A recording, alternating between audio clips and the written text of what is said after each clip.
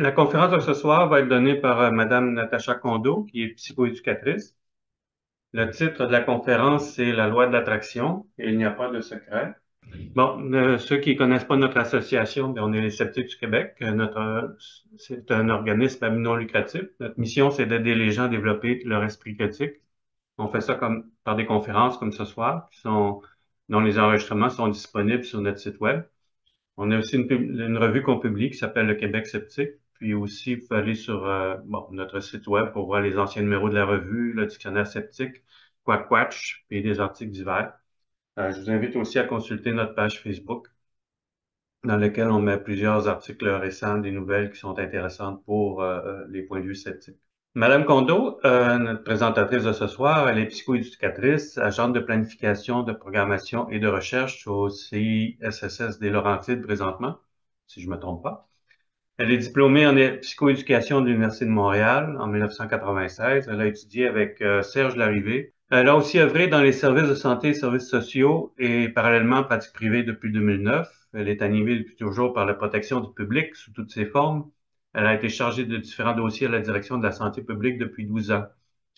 Ses livres, ben, elle a écrit Enquête sur le secret, qui est paru en 2008. C'est de ça qu'elle va nous parler aussi ce soir. Et elle est aussi auteure du roman Elvina, qui est paru en 2023. Alors, je laisse la parole à Madame Kondo. Je voulais juste mentionner ici que le fameux livre secret de Rhonda Byrne, ou Byrne, je ne sais pas comment qu'elle se prononce, il a reçu le prix Faux Sceptique 2007, qui a été attribué justement au phénomène du secret. Alors oui, la loi de l'attraction, il n'y a pas de secret. Nous, en 2008, en 2008, on a écrit un essai qui s'appelait Enquête sur le secret. C'est drôle parce que j'ai lu un commentaire hier sur Facebook, tu sais, qui se disait un peu, ben, y a-tu vraiment quelqu'un à convaincre, tu sais? Parce qu'effectivement, quand les gens ont un bon esprit critique ou que c'est des scientifiques, puis tout ça, ils n'ont pas besoin de se faire dire que c'est pas bien vrai, là. Fait que, est-ce qu'il y a matière à enquêter pendant 8 mois, parce que c'est ça qu'on a fait, à faire des entrevues, tu sais, avec des spécialistes là, de toutes les thématiques qu'on a touchées. Euh, Puis d'écrire un livre. On s'est nous-mêmes posé la question et malheureusement, la réponse, ça a été oui. Et là, ben, c'est ça que je vais essayer de vous expliquer ce soir. Puis on va effleurer parce que j'avais envie, c'est sûr que moi, il y a deux choses là-dedans, mais c'est sûr que moi, ma majeure là-dedans, c'était un peu la protection du public puis le développement de l'esprit critique. Fait que c'est sûr que ça va être beaucoup mon angle ce soir, mais vous allez voir qu'il y a toutes sortes de ramifications insoupçonnées. Alors, ce soir, qu'est-ce qu'on va survoler ensemble? Dans le fond, qu'est-ce qui s'est passé, comme je disais, pour en venir à enquêter ce phénomène-là? Euh, une loi qui était déjà bien connue des adeptes du genre, les biais cognitifs qui sont en jeu dans l'adhérence à cette loi-là. Pourquoi elle séduit notre cerveau? Pourquoi on y croit? Parce que pour certaines personnes, c'est comme, ben voyons, impossible que des gens croient à ça. Je vous dis oui, c'est possible. Euh, les dangers insoupçonnés de la loi de l'attraction, ça, en fait, c'était même un petit peu terrifiant, je vous dirais. Parce que plus on avançait, plus on découvrait ces dangers-là. Et vraiment, c'est complètement hallucinant. Alors, je vais les survoler avec vous ce soir. Euh, Entre autres, peut-être juste dire en commençant que notre essai, c'est Louis Dubé, l'ancien président des Sceptiques, qui a co-signé la préface avec Normand Baillargeon, là, l'auteur de Le Petit Guide d'autodéfense intellectuelle.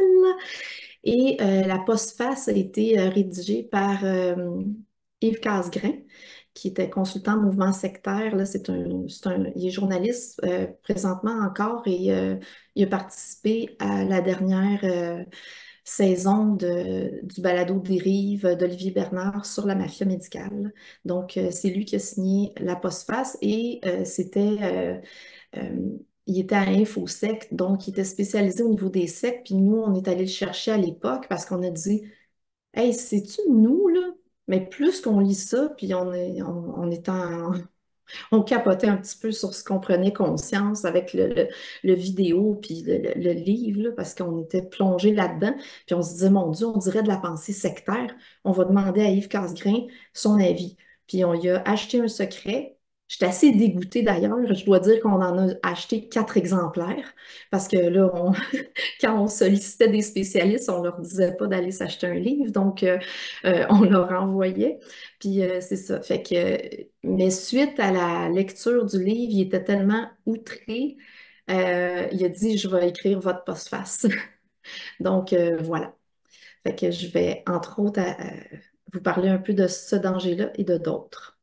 Et la croyance, cette croyance-là, un peu à travers le temps, parce qu'elle était déjà bien installée avant le secret, cette histoire de loi de l'attraction. Et mais pourquoi elle continue encore aujourd'hui de faire des adeptes? Fait que ceux qui en entendent plus parler, je vais vous expliquer que Rhonda n'a pas pris sa retraite. Voilà. Alors, vite, vite, si mon intro vous, vous convainc pas, la loi de l'attraction, pourquoi on a enquêté? Bon, qu'est-ce qui se passe au Québec et dans d'autres pays? Parce que, bien évidemment, c'était une folie absolument partout. Aux États-Unis, là, on en entendait parler dans les médias. Voyons, c'est quoi cette grosse affaire-là qui se passe aux États-Unis? Puis quand c'est arrivé au Québec, là, les libraires avaient absolument jamais vu ça. Alors, c'est sorti le 9 avril 2007, le livre, et en 8 mois seulement, il y a 360 000 exemplaires vendus au Québec. Ça l'a fracassé des records incroyables. Euh, bon, là, nous, on a commencé aussi, on a été voir des libraires parce qu'on se disait, mais qu'est-ce qui se passe? Puis pourquoi? Parce que, puis d'ailleurs, Serge était parti avec son tape à mesurer là, pour mesurer combien d'espace ça prenait dans les librairies, là, les livres ésotériques, psychopop de nature ésotérique. Fait qu'il y en avait déjà beaucoup du même type, mais qu'est-ce qui se passait avec ce phénomène-là pour que ça explose comme ça? Donc, oui, c'est ça. Et là, en jasant avec les libraires, ils nous ont dit complètement estomaqués, euh, on n'a jamais vu ça de notre vie. Des gens qui arrivent, ils en achètent 5, 10, même 15 exemplaires, puis ils partent avec ça. On a fait, ben voyons donc. Et là, on a compris que les gens qui lisaient ça depuis 20 ans, 30 ans, puis qui essayaient de dire à leur entourage qu'ils sont connectés avec l'univers, puis que ça marche de même, puis que ou tu devrais faire ça, puis là, le monde était comme, OK, là, ma tante, là, c'est correct tes affaires, tu sais. Pourquoi cette fois-ci non? Ben, c'est-à-dire que là, ma tante qui pensait ça depuis longtemps, elle, quand ça s'est sorti, elle s'est dit, Wow, là, moi, je vais aller en acheter 10, puis là, je vais tout leur emballer ça à Noël. Ça, c'est des adeptes aussi qui nous ont dit ça. Donc, parce que pour eux, c'était comme la preuve que leur croyance était vraie, puis que là, tout le monde qui niaisait là, avec leurs affaires, il allait pas en revenir parce que maintenant, c'était prouvé. Faut pas oublier que quand le secret il est sorti, ce que ça nous disait, c'est maintenant, on a les preuves scientifiques que l'univers fonctionne de cette façon, rien de moins. Donc, les convaincus, souvent, ils se voyaient comme des initiés, eux autres, parce que ça faisait 20 ans qu'ils tripaient là-dessus. Et ils décrivaient beaucoup le secret comme un ouvrage de vulgarisation pour les gens ordinaires pour accéder à cette vérité qu'eux autres connaissaient depuis 20 ans. Fait que ça a mis tout un contexte aussi qui a fait comme une traînée de poudre, là. Donc, pour colorer un petit peu ça, je vous raconte des petites histoires, là. Moi, je trouve ça le fun quand je fais ce genre de présentation-là. Donc, moi, je suis bien tranquille en train de jardiner. Et là, il y a une voisine qui débarque, là, une amie de ma mère, et qui est là. Et puis elle a dit, t'as pas vu qu'est-ce qui vient de sortir? C'est vraiment intense, là. Puis, tu sais, je viens d'aller l'acheter. Puis là, j'étais comme, mon Dieu, qu'est-ce qui se passe, tu sais? Elle dit, oui, oui, oui, il y a du monde aux États-Unis qui gagne des millions de dollars. Puis Là, j'ai fait, ouais, il gagne des millions de dollars avec quoi? Mais elle dit, t'as le lien quand tu achètes le livre, tu peux t'imprimer un chèque, puis tu le remplis, là, puis tu mets le montant que tu veux, puis là, tu le colles au-dessus de ton lit. Hey, j'ai fait comme, OK, là, je pense qu'elle est en psychose, tu sais. Mais non, c'était vrai. C'était vrai. Fait que là, mais ça, c'est avant que je sache que j'allais enquêter. Fait que je dis, mon Dieu, mais qu'est-ce qui se passe? Qu'est-ce que c'est que cette histoire? Alors, pour vous situer un petit peu, à l'époque, moi, je travaillais dans un CLSC à Montréal, dans une clinique 12-25 ans et famille, là. Donc, j'avais quand même des adultes un peu plus vieux aussi.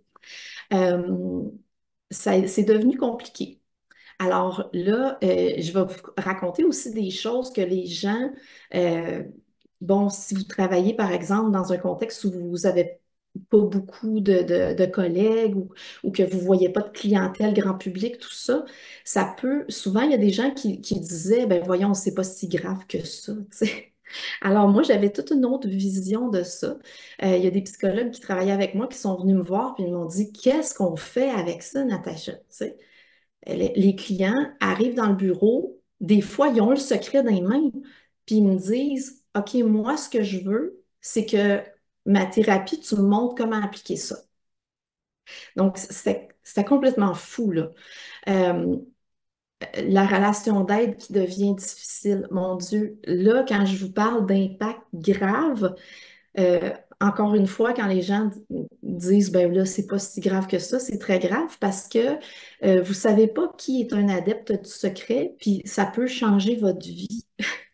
Exemple, euh, moi, je m'occupais entre autres des nouveaux arrivants d'Amérique latine qui parlaient juste espagnol. On était à Montréal, puis je venais de recevoir une maman qui était arrivée toute seule avec deux enfants qui parlaient juste espagnol, qui voulait s'intégrer, trouver du travail. Puis moi, je m'occupais de toutes ces choses-là. Et là, je l'ai inscrit pour son cours de francisation. Et le lundi matin, quand son cours commençait, elle était malade, elle était traumatisée, elle m'avait appelé, elle m'avait laissé des messages à 6 heures du matin. Natacha, je vais pas pouvoir aller au cours, j'arrête pas de vomir, tout ça. Moi, j'appelle la responsable au collège, dans un collège de Montréal. J'ai dit, bon, Madame telle étudiante est très malade ce matin, elle a une gastro, elle va être là demain, sûrement, matin ou après-midi. Là. C'est vraiment, je veux pas que vous pensiez qu'elle a laissé tomber son cours, parce que c'était une session. Hein. Il faut penser que c'est une session comme de 3 mois. Et puis, elle dit, ben non, non, la règle, c'est si t'es pas là le premier cours, tu iras à la prochaine session.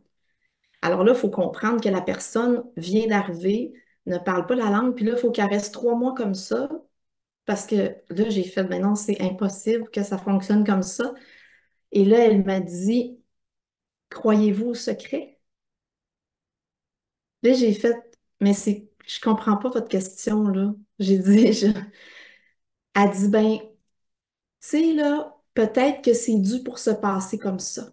Puis peut-être que c'est elle qui a attiré ça. Mais croyez-le ou non, il a fallu que je fasse des pieds et des mains pour la placer ailleurs parce qu'elle n'a jamais voulu la prendre parce que l'univers, c'est ça qui avait décidé. Fait que des fois, tu sais, vous pouvez penser que ça n'a pas d'impact sur votre vie, mais dites-vous que des adeptes, là, dépendamment du travail qu'ils font, ça peut avoir des répercussions vraiment graves. Donc, je vais vous en parler dans le courant de la soirée. Des proches qui adoptent des comportements incompréhensibles un peu, je vais en parler dans le risque sectaire, là, mais de s'isoler, de faire de l'évitement, des choses comme ça. Puis on commence à entendre parler de ça dans nos médias parce que la version française est sortie au Québec, mais avec un flagrant manque d'esprit critique. En fait, j'étais vraiment gênée là, parce que euh, dans tous les médias, on présentait ça, puis on présentait du monde qui aimait ça, puis qui disait que c'était vrai, puis qui faisait ça, mais il n'y avait jamais personne qui disait voyons, c'est quoi cette affaire-là? Ou non, je pense que ça, c'est un petit problème, là, où il n'y a pas de raisonnement. En tout cas, jamais. Donc, c'était juste comme. une infopub du secret un peu partout dans les médias et ça, je trouvais ça drôlement préoccupant. Voilà. Alors, une loi déjà bien connue. Donc, il y avait une... Qu'est-ce qui a aidé beaucoup, comme je vous parlais au début, c'est qu'il y avait une base d'adeptes qui était déjà conquise d'avance.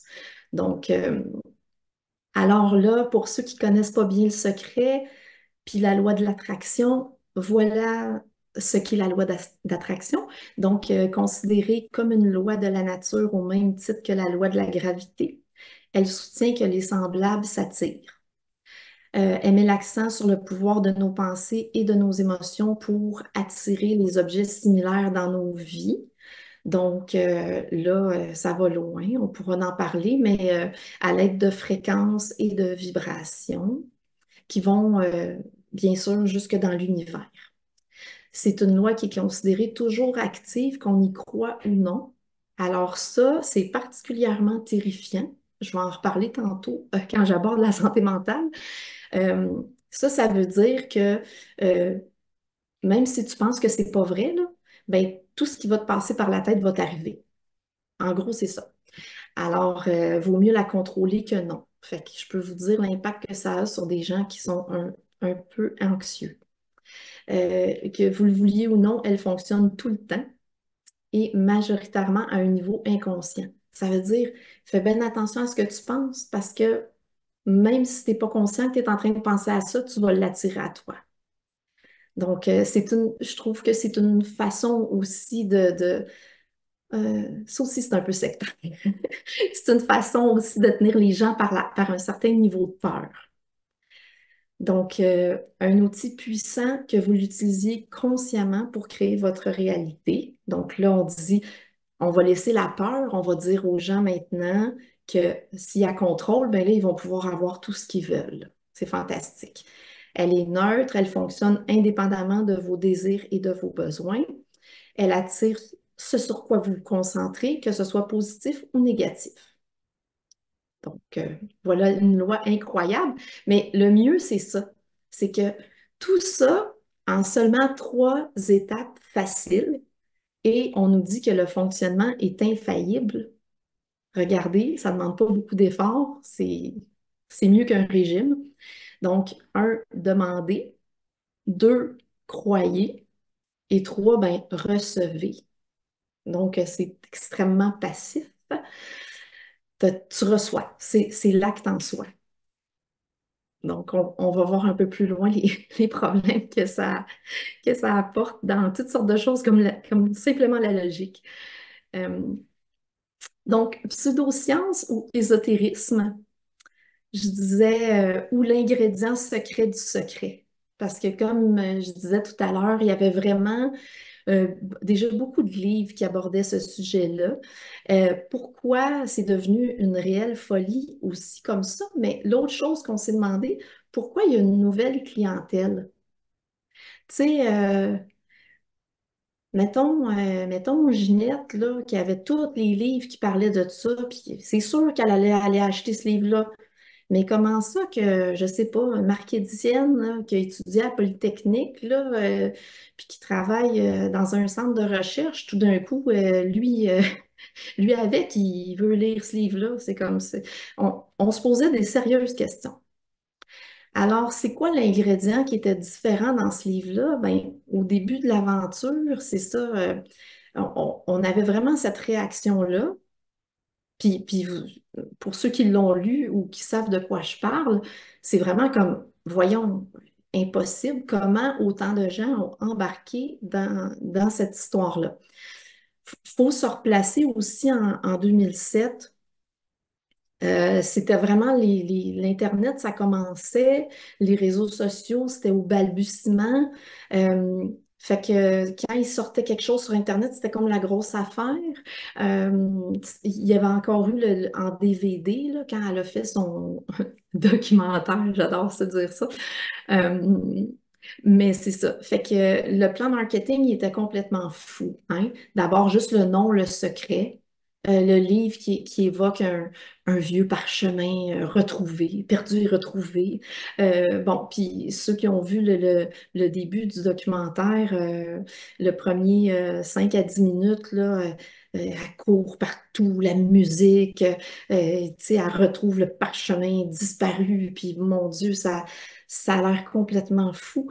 Donc, il y avait eu un teaser comme ça avant la sortie du film documentaire. Et ensuite de ça aussi, ça a fait la promotion du livre. Donc, ça a circulé pendant des semaines, ça a créé une attente, une excitation, il y a un secret qui va nous être révélé. Fait que je dois lui donner ça. Le plan marketing était sans fausse note. Donc, c'était vraiment présenté comme une découverte scientifique aussi, là. Alors, donc, on nous parle d'un monde déjà connu, mais avec un vernis scientifique prédominant. Puis on nous révèle que la science vient de confirmer que c'est réel. D'où notre tante qui en a acheté 10 exemplaires pour les donner à Noël, voulant nous partager cette grande découverte. Donc, ouais, changement de catégorie. Il y a plusieurs spécialistes avec qui on a parlé pendant l'enquête qui nous disaient, ben voyons donc, c'est de l'ésotérisme à l'état pur. Le système de pensée qu'il y a là-dedans. Mais en même temps, il y a ce nouvel ingrédient fantastique qui en fait aussi une pseudo-science parce que c'est le recours à la science qui est prédominant comparativement à tous les autres ouvrages du genre. Donc, bien sûr, il n'y a jamais une place dans son film ou dans son livre où on utilise la méthode scientifique, vous pensez bien, mais elle a recours de façon répétée là, au vocabulaire scientifique parce elle prouve que sa loi fonctionne de cette façon-là. Donc, donc, quand je dis qu'il y a une clientèle qui s'est ajoutée devant cet argument-là, ben c'est ça, c'est que il y a des gens, bon, tu sais, qui ont des fois des études puis tout ça, mais pas nécessairement en sciences, puis qui devant ça, puis devant l'emballement des gens, se disaient, mon Dieu, est-ce que c'est vrai, en fait? Ou est-ce que ça pourrait marcher? Ou y a-t-il un bout là-dedans que, voyons, tout le monde, il y a plein de monde qui croit à ça, tout le monde lit ça. On prenait l'autobus, il y avait 5 personnes en train de le lire, c'était assez ahurissant, là. Donc, voilà, il y a ce côté-là qui était hum, les affirmations. Alors, bien sûr, ben, c'est ça tout le long. C'est comme un monde imaginaire avec jamais de démonstration, mais toujours des affirmations. L'univers fonctionne comme cela. Euh, c'est facile de réinterpréter un événement qui s'est déjà produit puis de lui attribuer le mérite de la loi d'attraction, hein. Euh, je dis en partant au travail, oh, je voudrais avoir une place de parking pas loin de mon travail. Puis là, j'arrive, boum, il y a une place. Ah, c'est grâce à la loi de l'attraction. Fait que c'est facile de réinterpréter aussi des faits. Ça, les adeptes ont été beaucoup amenés à faire ça euh, aussi, comme pour forcer la croyance. Euh, Puis si ça ne fonctionne pas, ben, il y a toujours une hypothèse ad hoc qui va être là pour expliquer l'échec de la loi de l'attraction, mais ça ne sera jamais la loi. Et la loi, elle est infaillible, donc ça va toujours être l'application par les gens. Donc la personne n'était pas concentrée, peut-être qu'elle avait d'autres pensées en même temps, puis c'est ceux-là que l'univers a entendu, elle n'était pas assez motivée, elle a mal visualisé, elle a vu d'autres choses, elle a attiré d'autres choses, tant pis pour elle, elle avait juste à mieux se concentrer. Donc vous voyez là qu'on c'est ça, on est bien dans la pseudo-science. Les témoignages, un grand classique, un grand classique marketing, un grand classique des pseudosciences aussi. Donc, les preuves pseudo-scientifiques par excellence. Euh, En fait, la loi de l'attraction, elle repose vraiment là-dessus. Donc, un témoignage, c'est une expérience personnelle. Comme vous savez, ça ne constitue pas du tout une preuve scientifique. Euh, mais le livre est truffé de ça, le film est truffé de ça, le site web de secret qu'elle avait mis en ligne, la même chose. Euh, Puis souvent aussi, c'est des choses pas nécessairement spectaculaires. Donc, il y a des témoignages vraiment, je donnais l'exemple du parking, mais c'est un classique là, dans son film, dans son livre aussi, je pense qu'elle en parle. Puis, donc, ou un café, tu sais, quelqu'un va m'emmener un café. Voyons, ça m'arrive régulièrement, là, puis je sens pas que c'est le génie de l'univers, là, c'est plus Stéphanie qui travaille à côté de mon bureau, là, qui me l'amène. Mais donc, ces témoignages-là, euh, tout partout, ben, effectivement, sont toujours positifs et ils prouvent toujours que la loi fonctionne. Alors qu'ils soient simples ou un peu plus élaborés, mais bien sûr, ils sont filtrés. Ben, nous autres, on s'est dit, c'est impossible qu'il y ait personne qui dit, hey, moi, ça n'a pas marché ou moi, ça a fait le contraire, ou tu sais. Fait qu'on a écrit un témoignage comme si on était une personne là, qui avait essayé, là, on Chantal, là, tu sais, qui a essayé, puis qui a fait ci, ça n'a pas marché, puis il y a des affaires qui ont été mal, puis on a attendu plusieurs mois, puis il n'a jamais été publié parce qu'il n'y arrivait rien de fantastique, là. Donc, l'ancienneté aussi, ben ça, c'est aussi quelque chose qui est souvent revendiqué pour dire que quelque chose est très ancien, donc ça fonctionne et c'est vrai. Hein? Donc ça, tantôt Michel, c'est ça, on en a comme échangé par rapport à ça. C'est un biais cognitif, mais c'est aussi une stratégie très utilisée dans les pseudosciences. Fait que c'est pour ça que je l'ai mis là. Cette loi a traversé les millénaires, donc elle doit être vraie. Les plus grands de ce monde connaissaient le secret et l'utilisaient, et c'est pour ça qu'ils sont devenus des personnes extraordinaires. Il est inscrit partout dans des œuvres, caché dans des musiques de Beethoven, caché dans des tableaux. Ça a traversé le temps, dans le fond, il attendait juste d'être décrypté. Et imaginez qui a fait ça. C'est fantastique. Alors, coïncidence, corrélation, causalité. Ça aussi, c'est bien, bien intéressant. Alors, comme dans toute bonne pseudoscience, ce problème-là, on le voit. Donc, mais c'est aussi le moteur d'adhésion à cette croyance-là. Donc, l'adepte qui est invité à voir dans les situations qui relèvent de totale coïncidence la manifestation de la loi de l'attraction en pleine action. T'sais, on lui explique comme ça. Donc, il est encouragé à fureter là, pour trouver ce genre de situation-là, puis d'attribuer la causalité là, sans tenir compte de tous les autres aspects là, qui ont mené à une situation. Donc, bien sûr, le fait de faire ça de façon répétée, ça vient renforcer là, la croyance là, dans cela. Alors, est-ce que ça va? Michel, est-ce que tu veux faire un petit coucou aux gens? Genre, est-ce que ça va? Vas-tu Non, trop tout est beau. vite? Tout est beau, il n'y a pas de... C'est bon. Non, j'ai pas. Non, c'est bon, c'est bon. C'est parce que moi, je te vois juste en petit, je vois juste toi. Mais tu peux Donc, mettre plusieurs personnes, Charles, si tu vas dans non, View. non, mais tu sais, Non? sinon, ça va embarquer sur ma présentation. Je vais l'enlever après. Donc, les biais cognitifs en jeu dans l'adhérence à cette loi. Là, j'aimerais dire qu'il y en a beaucoup, hein, des biais cognitifs, pour ceux qui connaissent bien ça. Puis j'ai pris la peine de mettre à la fin de la présentation une espèce de petit dictionnaire en ligne là, qui a été fait par l'Institut des sciences cognitives, là. C'est vraiment intéressant. C'est décrit aussi jusqu'à quel point ils ont été testés au niveau scientifique, bon, tout ça, puis qui sont reconnus depuis longtemps ou non, tout ça. Moi, c'est sûr que là, on n'a pas beaucoup de temps ce soir, fait que j'ai vraiment ressorti ceux qui sont flagrants par rapport au secret. Il y en a peut-être d'autres que vous allez trouver. Vous allez dire, oh oui, ça se sert de ça aussi. Mais j'ai pris ceux qui étaient vraiment évidents. Donc, bien sûr, le biais de confirmation, c'est un biais qui est très connu. Le biais de confirmation, la tendance, hein, souvent inconsciente, à être comme trop favorable envers les informations qui vont confirmer notre hypothèse, hein. On croit que ça se passe à cause de telle affaire, mais tout ce qu'on va voir, on va se dire oui, oui, c'est ça, ça va venir nous confirmer dans ce qu'on croit.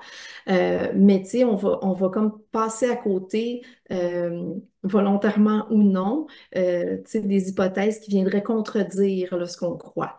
Donc, comme je disais un peu avant, Rhonda, elle insiste de commencer par des petites choses, d'être attentif à tout ce qui se passe, de rester à l'affût des signes.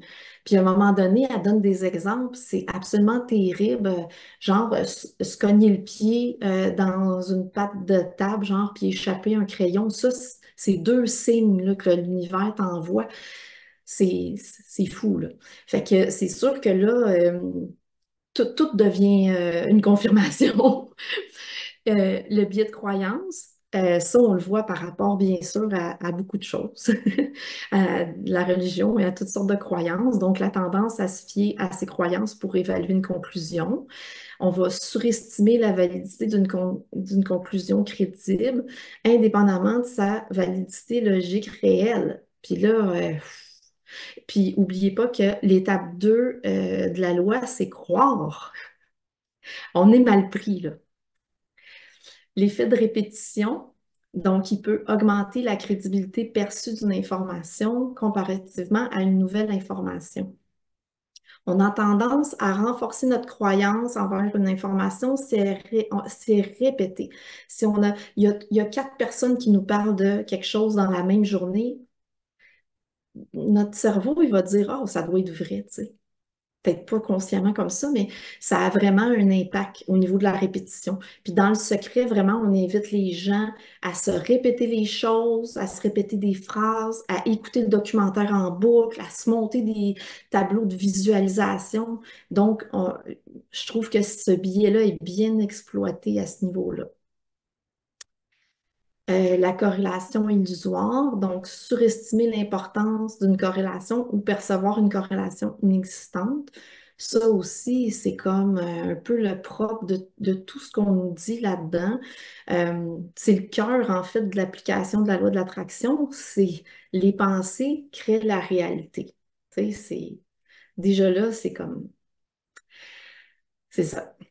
Alors, le billet d'engagement, ça, je le trouvais vraiment intéressant parce que, effectivement, c'est quelque chose qui est très actif euh, par rapport, entre autres, là, à l'engagement dans les sectes, les mouvements sectaires.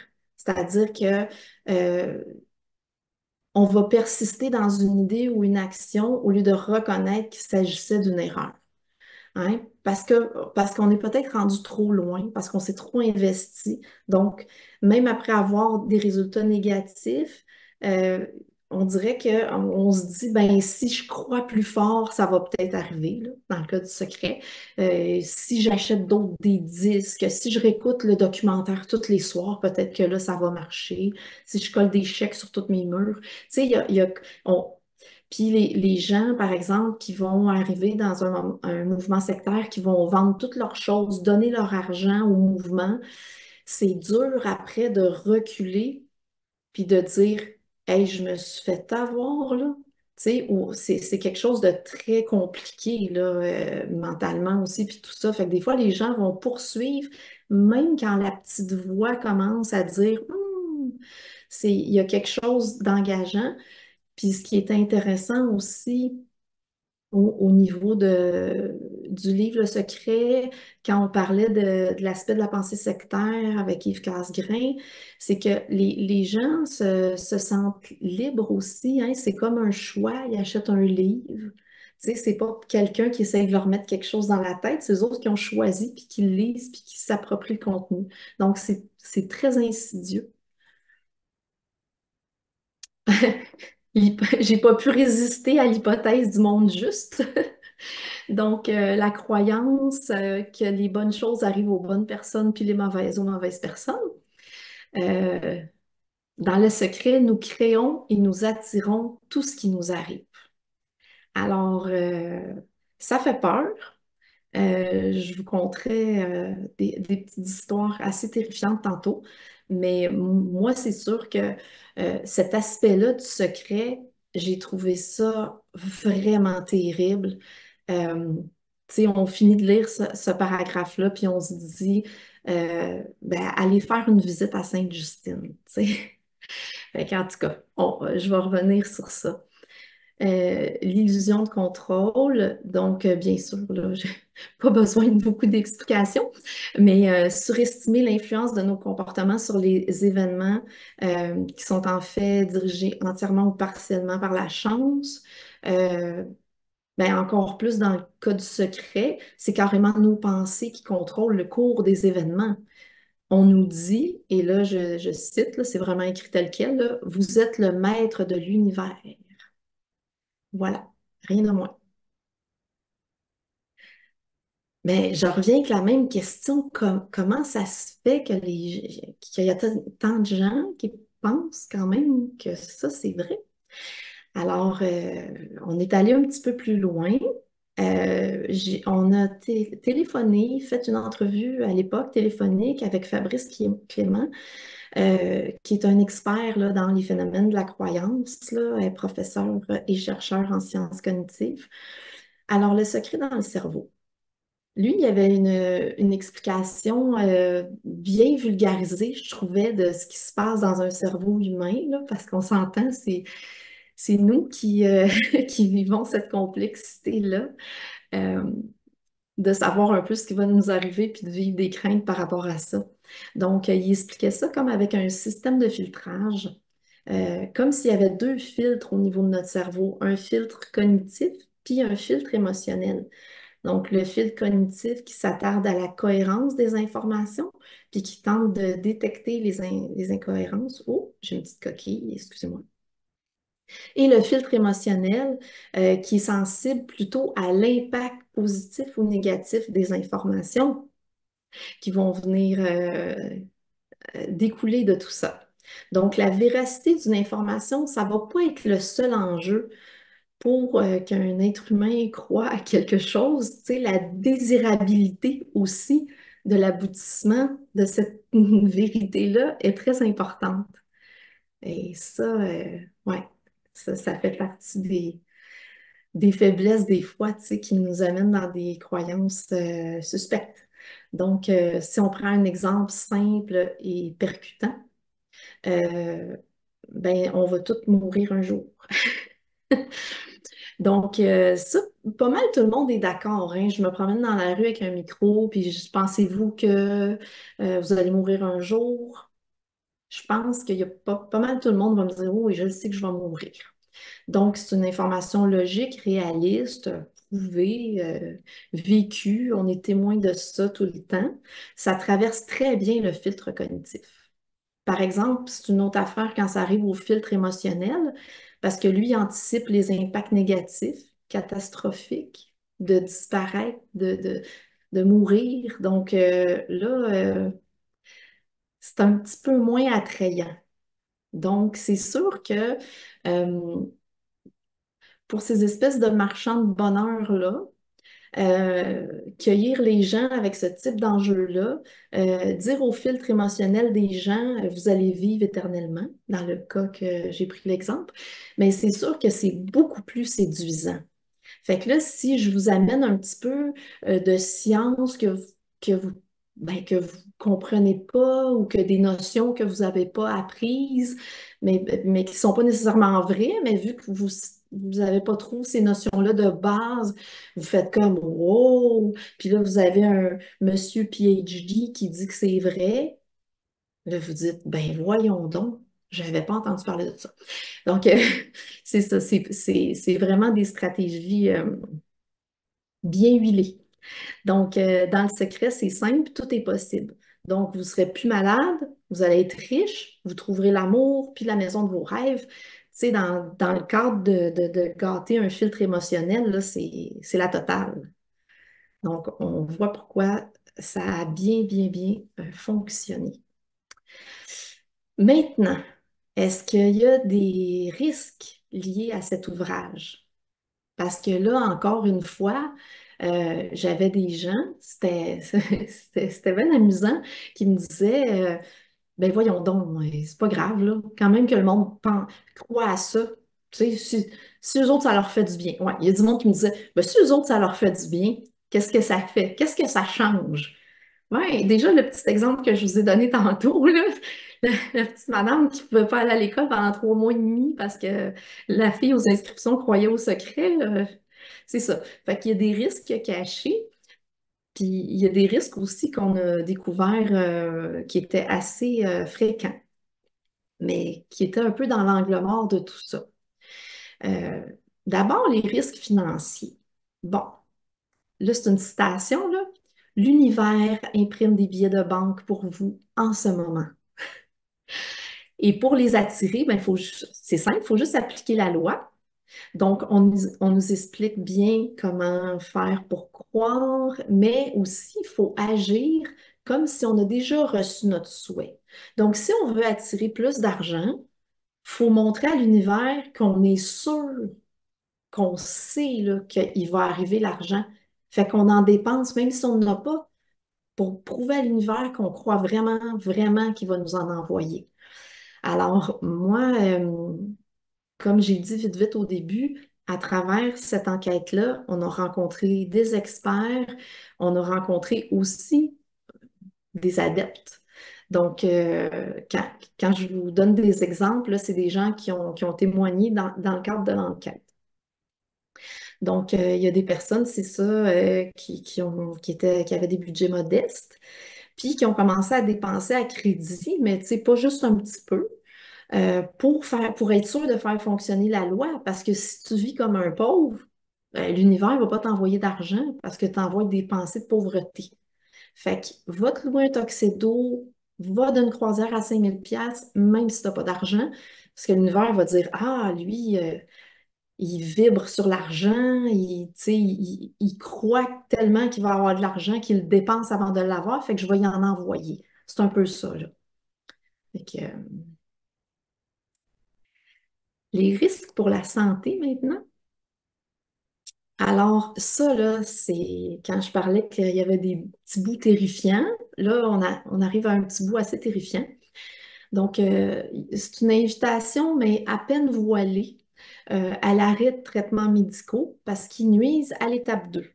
Alors, comme on nous demande de dépenser de l'argent qu'on n'a pas, on sous-entend que là, si tu acceptes les traitements de ton médecin, tu es en train de dire à l'univers que tu ne crois pas qu'il va te guérir. Fait qu'il ne te guérira pas. Bonne chance avec tes pilules. C'est un peu ça que ça veut dire, tu sais. Un peu plus loin dans le livre, elle laisse aller un petit doute en disant, ben, vous pouvez quand même continuer vos... En tout cas.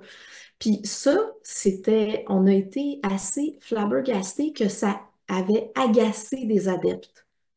On s'était fait dire, ouais, j'aime pas trop ce bout-là dans le livre parce que c'est comme si eux autres mêmes là, font moins confiance parce qu'ils disent comme que c'est correct. Tu sais, ils devraient juste dire tu sais, les adeptes qui croyaient vraiment, eux autres, ils auraient aimé mieux que ça soit juste écrit genre, clairement, arrêtez vos médicaments. Ça, on a trouvé ça vraiment intense. Donc, ça, c'est une chose. Ensuite de ça, ben, en plus de la maladie, il y a le sentiment de culpabilité chez l'adepte s'il est malade. Donc, si tu es malade, c'est toi qui l'as attiré, hein? Fait que ben, tu as mal contrôlé tes pensées, tu te gardais dans des émotions négatives. Fait que là, on amène la personne qui vit des émotions négatives à se culpabiliser en plus. Tu sais, c'est super. Ce bout-là, moi, ça me fait penser beaucoup à, on en parle beaucoup ces dernières années, là. Plusieurs personnes ont publié là-dessus l'exigence de bonheur là, qui crée de la souffrance, là. La positivité à tout prix, puis tout ça, ben, c'est un peu ça, là, tu sais. Mais en plus, il y a quelque chose lié à la peur aussi. Tu sais, je me suis attirée ça, c'est quelque chose. Qu'est-ce qui est encore plus terrible, c'est que si dans notre entourage, il y a des adeptes, ben là, on va se mériter très peu d'empathie parce que les gens, ils ont comme fait, ben oui, mais là, si c'était plus positif, ben, tu serais pas malade. Tu sais? Euh, donc, il impute la faute aux malades. Puis aussi, il y a deux volets à ça. Et c'est là que ça fait peur socialement. Euh, ben, c'est d'abord le manque d'empathie, mais aussi on va se distancer de ces gens-là qui ont le plus besoin de nous parce qu'ils ne se sentent pas bien, sont malades ou sont dans une mauvaise passe. Puis on va éviter de les fréquenter pour ne pas être contaminé. Ça, c'est une recommandation du secret. Donc, il ne faut pas se faire contaminer par les gens qui ne croient pas au secret, qui ne pensent pas comme nous, puis qui ne vibrent pas sur des émotions positives pour l'univers, parce que ça, même si nous, on essaye de rester positif, ça pourrait venir nous contaminer. Quand je vous dis qu'il y a toujours une hypothèse ad hoc, ben là, il arriverait quelque chose de mal à une fervente du secret. Elle serait, mettons, une fervente du secret qui fait tout comme il faut, mais tu sais, elle visite une tante malade tous les jeudis, ben si elle tombe malade, elle va dire, je le savais, fallait pas que je m'expose à cette personne-là, puis c'est ça qui a attiré la maladie à moi. Hein? C'est pas, je vais avoir tout fait le reste correct. Donc ça, c'est assez terrible, là, tu sais, au niveau relationnel, social. Le régime amaigrissant du secret. On dirait que n'importe quoi qui se passe euh, dans la psychopop, il y a tout le temps euh, quelque chose qui revire, qui a un régime. Tu sais, il y a un régime des 4 groupes sanguins, il y a un régime des signes astrologiques. Ben, c'est sûr que le secret, il y avait son propre régime amaigrissant qui était assez rigolo. En fait, c'est les pensées, évidemment, qui nous font engraisser. Moi, ce que j'aimais, c'est, en fait, c'est pas les aliments qui faisaient prendre du poids, c'était le fait de penser que l'aliment fait prendre du poids. Exemple, ben, si je mange une large hors dress en me disant, oh, ça va être super bon et c'est pas grave, ben, j'engraisserai pas. Mais si je la mange en me disant, oh my God, je dois venir de prendre 4 000 calories, je vais prendre du poids si je mange comme ça tous les jours, ben moi, je vais prendre du poids parce que j'ai dit à l'univers, fais-moi engraisser avec cette pizza-là ou quelque chose du genre. Fait que ça, c'est sûr que c'est. On peut rire, là, mais, euh, mais pour vous sensibiliser, comme je l'ai fait tout à l'heure avec l'histoire du cours, je vais vous raconter que mes entrevues avec les adeptes, d'abord, j'ai eu plusieurs universitaires, dont 2 qui avaient fait la faculté de médecine. Euh, j'ai, entre autres, interviewé une nutritionniste, donc 4 ans à la faculté de médecine. Et je l'ai mis devant ce fait-là en lui disant, OK, si je mange de la poutine tous les midis, tous les soirs, une médium hors dress, puis je bois 2 litres de Pepsi par jour, est-ce que dans 3 mois, j'aurais pris du poids? Elle m'a dit, ça dépend. J'ai fait, OK. Mais je dis, ça dépend de quoi? Ben, elle m'a dit, ça dépend si tu penses que ça va te faire engraisser. Là, je vous dis, là, c'est une nutritionniste. Mais là, en même temps, je veux vous rassurer en vous disant que cette personne-là travaillait au niveau institutionnel et non pas auprès d'une clientèle en clinique. Sauf qu'il y en a en clinique aussi, là. Il y en a partout. Quand j'essaie de sensibiliser au fait que les croyances que quelqu'un porte, là, ça a une incidence selon ce qu'elle fait aussi dans la société. Donc, oui. Il y a un médecin aussi, oui, à l'époque, un médecin de famille, euh, à une femme dans la quarantaine qui était en dépression majeure. Elle lui a donné un secret, puis elle lui a dit, parce que là, ça faisait genre 4 5 mois là, qu'elle était très mal, mais tu sais, on s'entend une dépression majeure, ça ne dure pas 3 semaines. Puis là, la médecin, elle lui a dit, ben là, regarde là. Là, tu vas prendre ce livre-là, puis tu vas faire qu'est-ce qui est marqué dedans, puis ça va aller mieux. Puis là, je vous parle d'un médecin qui pratiquait légalement la médecine avec un diplôme de la faculté de médecine. Fait que, ouais, j'ai appelé le collège. Alors, les risques pour la santé mentale maintenant. Alors, disons-le, l'adversité vécue, ça nous rend plus vulnérables, hein, c'est sûr. à des croyances comme ça. Euh, Tu sais, le fait de trouver simplement des réponses à tous nos problèmes, la réalisation de tous nos désirs, en plus, sans effort, c'est vraiment là, c'est galvanisant, en fait. Euh, Ça va venir activer quelque chose, hein, ça va nous activer des petites hormones du plaisir incroyables. Puis cet état d'euphorie-là peut durer un temps, effectivement, tant qu'on est bien pris dans la boucle. Euh, Ça va affecter une personne qui est dépressive, qui est en dépression, quelqu'un qui aura un trouble bipolaire, tu sais, qui est pas diagnostiqué, qui n'est pas stabilisé aussi. Ça peut avoir un effet assez impressionnant, ou certains troubles de la personnalité aussi, là. Euh, je pense à un trouble de personnalité narcissique, par exemple. Ça vient exploiter des failles narcissiques incroyables. Là, on vous dit, vous êtes le maître de l'univers, c'est pas rien. Euh, donc, pour certaines personnes, il y a la souffrance qui est liée à la dissonance cognitive qui arrive là, quand elles prennent conscience que ça fonctionne pas, que c'était pas vrai ou que ça fonctionne pas. euh, ben, l'état primaire dans lequel elles étaient, elles vont pas juste revenir à ce point-là. Souvent, elles vont tomber encore plus bas parce que je me suis fait avoir, je suis donc bien nounoune d'avoir cru à ça. C'est souffrant, la dissonance cognitive. Euh, ou ben non, je suis pas, je rate tout. Je rate tout, même ça, je suis pas capable de l'appliquer. Puis ça marche pour les autres, tu sais, dépendamment de ce qui se passe, là, quand la personne va être là-dedans. Donc, ça peut être très... puis soit dit en passant, c'est le fun de le dire, mais ça fait presque 30 ans là, que je travaille en santé mentale. Puis quand j'ai vu, quand j'ai commencé à lire l'intro de son livre, puis qu'on a mis le documentaire, puis que j'ai vu le début, j'ai fait Wow, on dirait une phase maniaque, mais solide, là.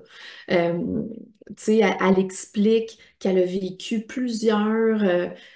Pour les gens qui ne savent pas, là, c'est une productrice de télé-réalité en Australie, là. C'est pas un chef spirituel, Rhonda Byrne, là, OK? Elle a perdu sa compagnie. Je pense que son père était décédé. Elle s'est séparée. En tout cas, tu sais, elle était dans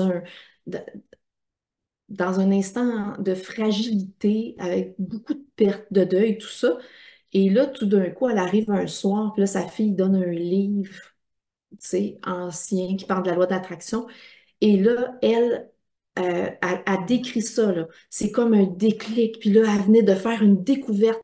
Puis elle le dit elle-même, pendant 2 semaines, elle a presque pas dormi.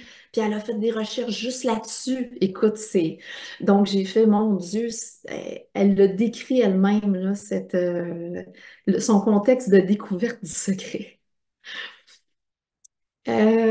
Bon, aussi euphorisant que ça peut être de devenir le maître de l'univers, disons que ça peut être assez angoissant aussi à certains égards. Donc, pour les gens de l'autre côté qui seraient plus anxieux, carrément qui auraient un trouble anxieux, des problèmes psychotiques ou paranoïdes, ben ce secret-là, laissez-moi vous dire qu'il est terrifiant. Donc, ou en tout cas, il peut même le devenir pour une personne tu sais, qui n'a pas de problème là, au niveau de sa santé mentale. Il peut en développer là, si vraiment il s'incruste là, dans ce style de pensée-là. Moi, je vais vous dire, là, autant les psychologues qui étaient venus me dire, mon Dieu, les clients, ils arrivent puis ils me disent, tu vas me montrer comment appliquer ça. Moi, j'ai eu des situations où je suivais des gens qui avaient un trouble anxieux. Et là, après la sortie de ce livre-là, il arrivait une affaire, puis là, il arrivait, puis il voulait analyser avec moi l'affaire qui est pas bon, qui venait d'arriver, parce qu'il voulait comprendre comment il l'avait attiré pour plus attirer des affaires de même. Fait que ça, c'était assez complexe aussi. Euh, Ça aussi, quand je parlais de positivité toxique tout à l'heure, donc pour toute personne appliquant ces recommandations qui exigent de chasser les émotions négatives pour pas attirer plus de malheur, ça, c'est vraiment toxique comme comportement. Dès qu'on a une pensée un peu négative, ou une émotion, qu'on vit de la colère ou qu'on est triste, de dire non, non, non, je vais faire semblant d'être content, sinon l'univers va m'envoyer plus de malheur, c'est très toxique, ça va causer une tension interne épouvantable. Fait que, ben, je vous invite à en lire. Il y a des très bons livres écrits par des psychologues sur la positivité toxique. Le risque sectaire maintenant. Ça, c'était incroyable, comme je vous ai dit. Cet aspect-là, quand on est rentré là-dedans, on a fait, mon Dieu, c'est terrible. Donc, oui, le secret a un discours sectaire. C'est un discours d'abord qui nous invite à mettre de côté les gens qui ne pensent pas comme nous, hein? Fait que vous allez reconnaître la pensée sectaire là-dedans ou qui ont une attitude négative, tu sais, par rapport à ce qu'on fait par rapport à ça ou par rapport à nos croyances.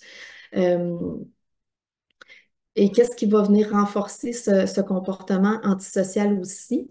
Euh, ben, comme je disais tout à l'heure avec l'autre exemple, c'est que le contact avec ces personnes-là qui ne pensent pas comme nous pourrait affecter notre propre lien avec l'univers. Donc, moi, dans les témoignages, j'ai eu des bris de relations familiales, des gens qui allaient plus au souper du dimanche parce que, il y avait son frère ou tel mononcle qui trouvait ça niaiseux, le secret.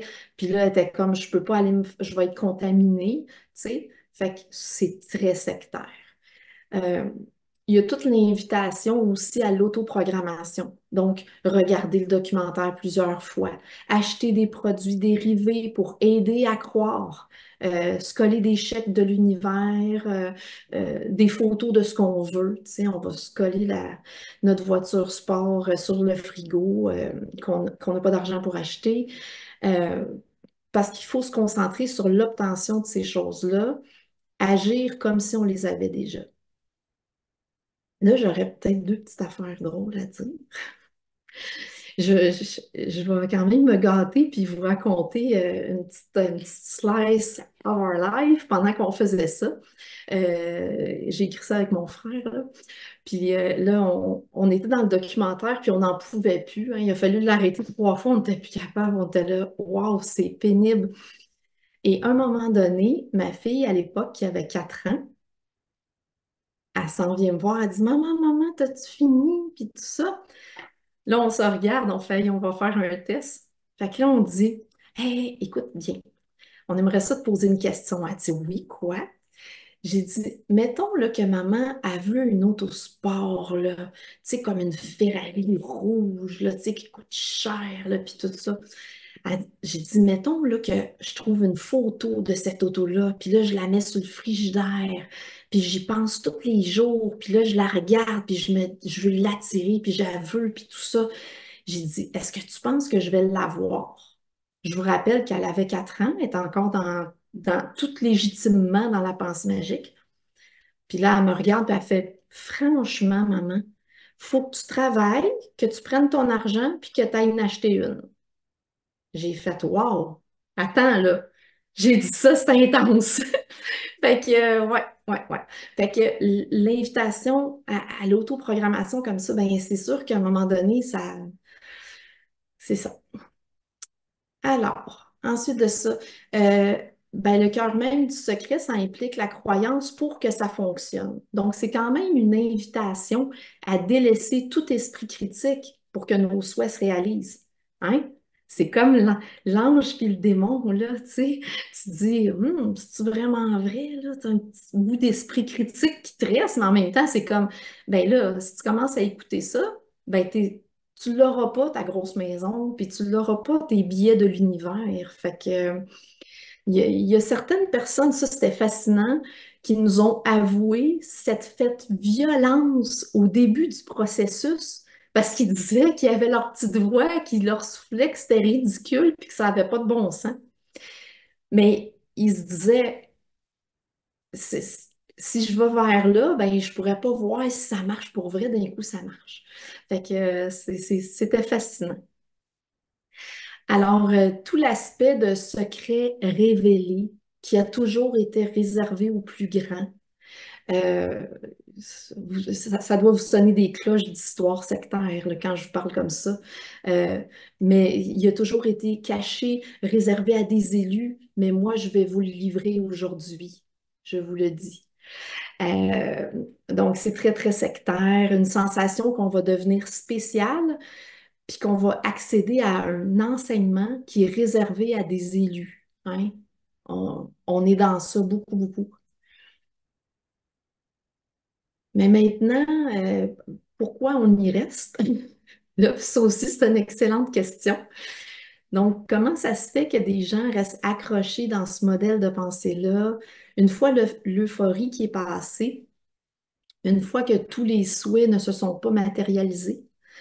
Donc, ça, c'est quand même une question intéressante. Euh, ça, j'y ai pensé il n'y a pas longtemps, parce qu'à l'époque, ça ne faisait pas partie de la problématique, si on peut le dire.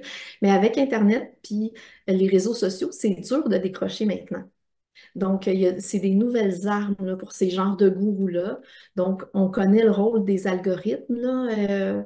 L'adepte, une fois qu'il est pris dans la toile, il va voir en boucle des contenus puis des vidéos sur la loi de l'attraction, les produits dérivés. Fait que c'est comme si le système euh, des algorithmes va venir, elle va s'auto-renforcer la personne, mais sans chercher à le faire aussi.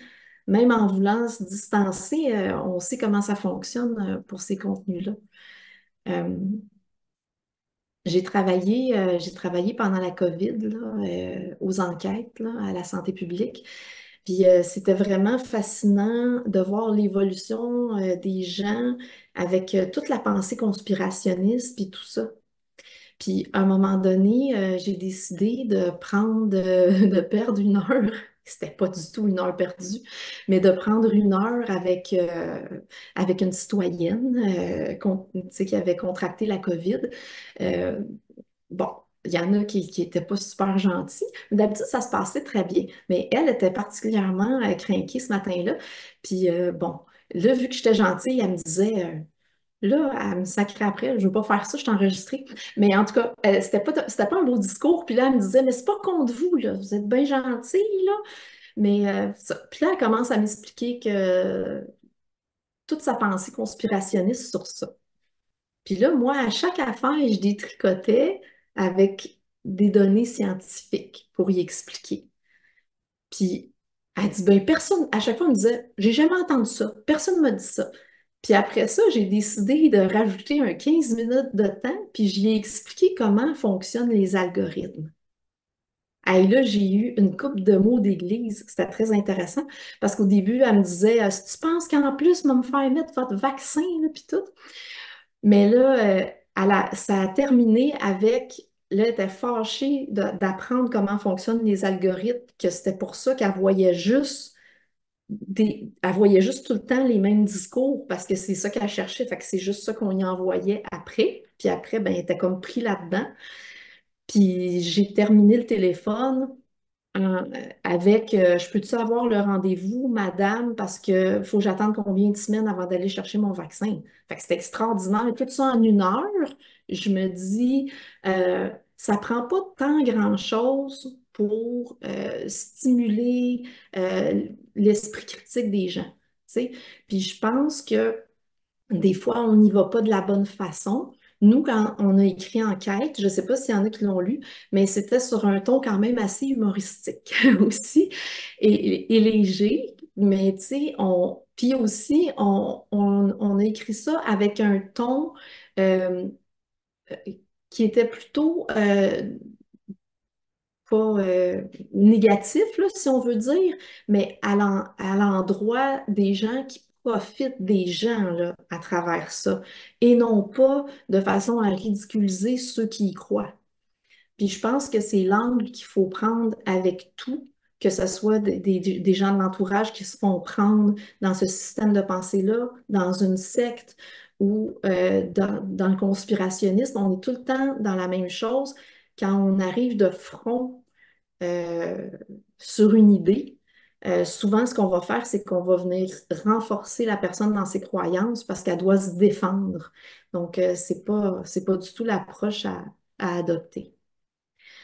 Euh, voilà. Et rappeler aussi que c'est ça, la dissonance cognitive, c'est souffrant. Et ça favorise le maintien aussi, l'évitement de la dissonance cognitive. Bon, donc c'est ça. Alors, d'hier à demain, une histoire sans fin. Donc, une loi qui est faillible, nous autres, on le sait, mais c'est une recette infaillible que cette merveilleuse loi de l'attraction. Bon, il y a eu plein de livres avant, il y a eu plein de livres après. Je voulais pas rentrer dans toute cette historique-là parce que le temps va vraiment vite, puis je trouvais ça pas long parce qu'il y avait tellement de choses à dire. Euh, mais oui, ça continue. Il y a eu plusieurs livres écrits. Quand Le Secret est sorti au Québec, euh, il y avait déjà juste avant eu, par notre célèbre Morancy au Québec, demandé, vous recevrez qui est sensiblement exactement la même chose. Euh, Lui aussi a essayé d'aller chercher aussi un vernis scientifique là, en s'autoproclamant physicien, puis tout le kit. Euh, Puis il y a aussi eu plein d'autres livres quand le secret est sorti. Fait que là, il y avait les clés du secret, le secret du secret, le secret, en tout cas, c'était fou, là. Puis moi, je savais pas à l'époque que j'allais être la seule qui surfait pas là-dessus en disant, oh, je vais te dire que si tu fais quelque chose avec le secret, puis là, c'est sûr que j'allais vendre des livres. Mais ouais, c'est ça. Donc, il y a eu beaucoup de gens qui ont surfé là-dessus. Il ne faut pas oublier aussi que les 24 enseignants du secret, ça aussi, hein, ça a été long, mais on a enquêté chaque personne. Alors, il n'y avait pas beaucoup de diplômés pour de vrai là-dedans. On a trouvé anciens dealers de drogue, euh, toutes sortes d'affaires. Preacher, bon. Mais ces gens-là, il y avait déjà toute leur base, si je peux dire. Donc, il y avait déjà leurs adeptes qui achetaient leurs choses, puis tout ça. Donc, il y avait déjà des livres, ils ont continué à en écrire après le secret, des produits dérivés, des enregistrements, parce qu'on nous conseille aussi d'écouter des enregistrements là, tu sais, qui vont venir vous, vous craquer à croire, des conférences, des séminaires. Fait que bien sûr, après la sortie du secret, eux, ça a moussé leur vente de tous ces produits-là. Du même genre. Tantôt, j'ai même pas fait exprès, là, j'ai pris ça comme exemple, là, mon téléphone là, pendant la COVID, mais effectivement, on a eu l'arrivée du manifesting, euh, puis en fait, une espèce de montée de ce concept-là pendant la COVID, beaucoup avec les jeunes. Puis bien sûr, avec les réseaux sociaux, là, il y a une pub extraordinaire qui se fait des gens qui vendent des trucs ou qui, en fait, qui attirent des foules parce qu'on sait comment ça marche avec les visionnements, puis l'argent qu'ils font, les influenceurs, les jeunes eux-mêmes qui vont se filmer en train de faire des choses ou d'expliquer comment ils ont réalisé des choses avec le manifesting. Donc, Rhonda s'est pas tombée dans l'oreille d'une sourde. Elle a remarqué tout ça et elle manquera pas l'occasion. Donc, je vous annonce que le 19 avril 2024, vous allez pouvoir vous procurer le secret, les cartes de manifestation. Donc, pour supporter votre processus de manifestation, Rhonda vous a préparé des cartes. Donc, le manifesting, en gros, ça reprend mot pour mot la loi de l'attraction. Alors, peut-être que des jeunes qui sont beaucoup là-dedans ne savent même pas c'est quoi le secret parce qu'ils vivent ça sur les réseaux sociaux. Euh, mais oui, oui, c'est exactement la même chose. Ça a gagné en popularité, effectivement, pendant la pandémie. Donc, j'ai mis ça en étonne-ton parce qu'effectivement, je le disais tantôt au plan individuel, mais de façon collective aussi, quand on traverse des périodes plus difficiles, tu sais, la pandémie, l'inflation, les difficultés financières, il y a plein de choses qui vont pas bien. Tout ce qui fait qui pourrait régler nos problèmes quand on, tu sais, à la lumière de tout ce qu'on vient de voir ensemble, des filtres cognitifs, émotionnels, tout ça, on voit que les gens vont avoir une fragilité à tomber dans ce type de croyance-là. Donc, oui, c'est très prisé par les jeunes. Et puis, voilà, il relaie beaucoup ça. Les étapes, hein, si jamais vous voulez l'utiliser ce soir après la conférence. Alors, c'est assez simple aussi. Alors, fonctionnent beaucoup avec un journal, eux autres. Donc, on écrit dans son journal ce qu'on désire. Ensuite de ça, on se concentre dessus. Fait que, il y a un petit aspect de concentration. Il faut toujours rester positif, hein, ça, on reste dans les mêmes choses. Et il faut se convaincre aussi que ce qu'on souhaite va arriver. Fait que, vous voyez que c'est à peu près la loi de l'attraction. Euh, Puis évidemment, comme dans le cadre du secret, ben là, il existe des formations payantes pour parfaire notre technique, parce que si nos rêves ne se réalisent pas, c'est peut-être qu'il y a une des étapes qu'on ne fait pas bien. Donc, il y a des livres qui vont sortir là-dessus. Ça repart, là. C'est quelque chose qui est comme sans fin. Voilà. Et là, je voulais amener un petit peu la conclusion sur la question sociale. Euh, Quand la préface d'Yves Casgrain, qui est extraordinaire, pas la préface, excusez, la postface, qui est extraordinaire, il relève ça, tu sais, parce que je trouve que c'est vraiment gros. Effectivement, nous, quand on avait parti le documentaire, on s'était dit, ben voyons donc, qu'est-ce que c'est ça? Je ne sais pas s'il y en a qui l'ont regardé, mais tu sais, on dirait une méga info pub, là. Le produit, là, c'est la loi de l'attraction, là. Puis là, tu as les pseudo-enseignants qui passent avec des petits bouts de films avec de la musique dramatique entre les témoignages. Puis, tu sais, c'est ça. Fait que c'est pas un, c'est pas un article de cuisine, c'est pas un chamois, là, c'est la loi de l'attraction, mais ça ressemble à une méga infopub, mais ça dure genre 1 heure et demie. C'est vraiment intense. Donc, qu'est-ce qu'il faut retenir de cet engouement-là à la sortie du livre et du documentaire? On se disait pas grand-chose de reluisant. C'est très axé sur l'argent, le consumérisme à outrance, la mise à distance des gens qui pensent pas comme nous, hein? Quand on pense à l'élévation de l'humanité, si on faisait ça à chaque fois, la réflexion, la pensée, tout ça.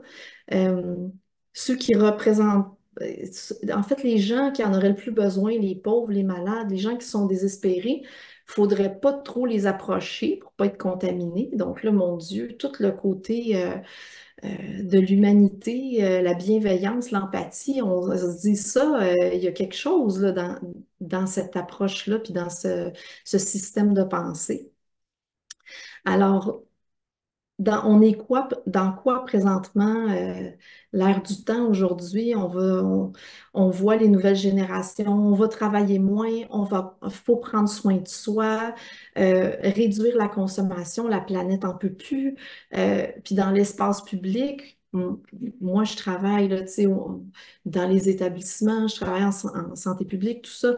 De quoi on parle? On parle d'inclusion, que ce soit en enseignement, en bon.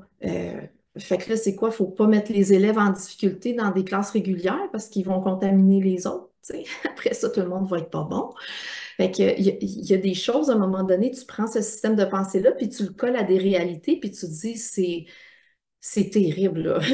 C'est impossible qu'on pense comme ça.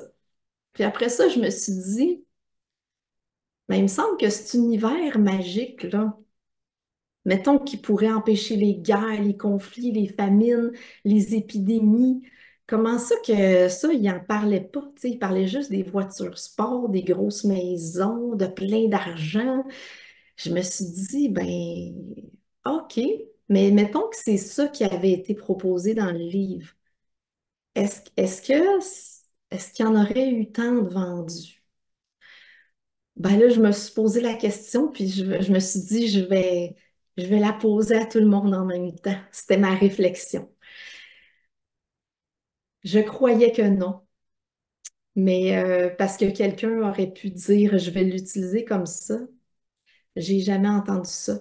J'ai entendu, par contre, des choses terribles parce que quand j'ai voulu confronter des adeptes en disant, OK, mais c'est parce que Sainte-Justine est plein d'enfants malades.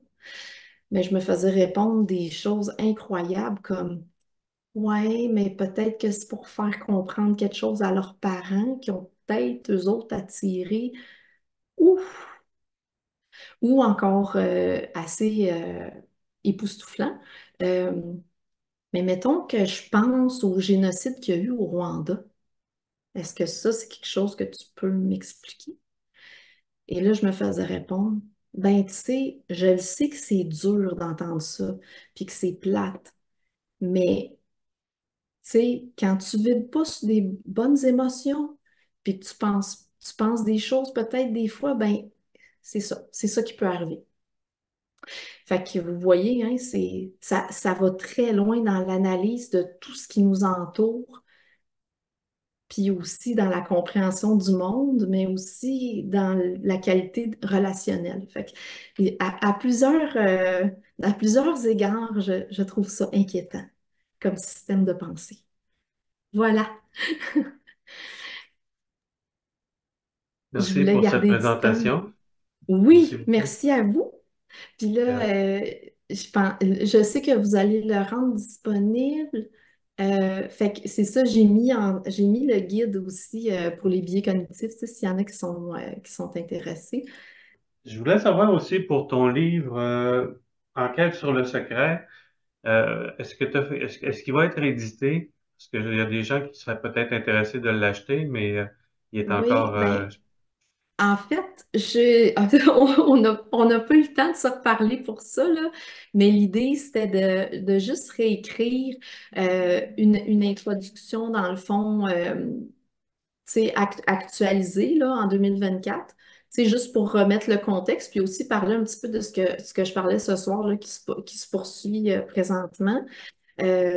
Puis il y avait la possibilité, dans le fond, de le mettre sur la FIS. Fait que, tu sais, je pense que ça serait peut-être quelque chose qui ferait que ça le rendrait disponible.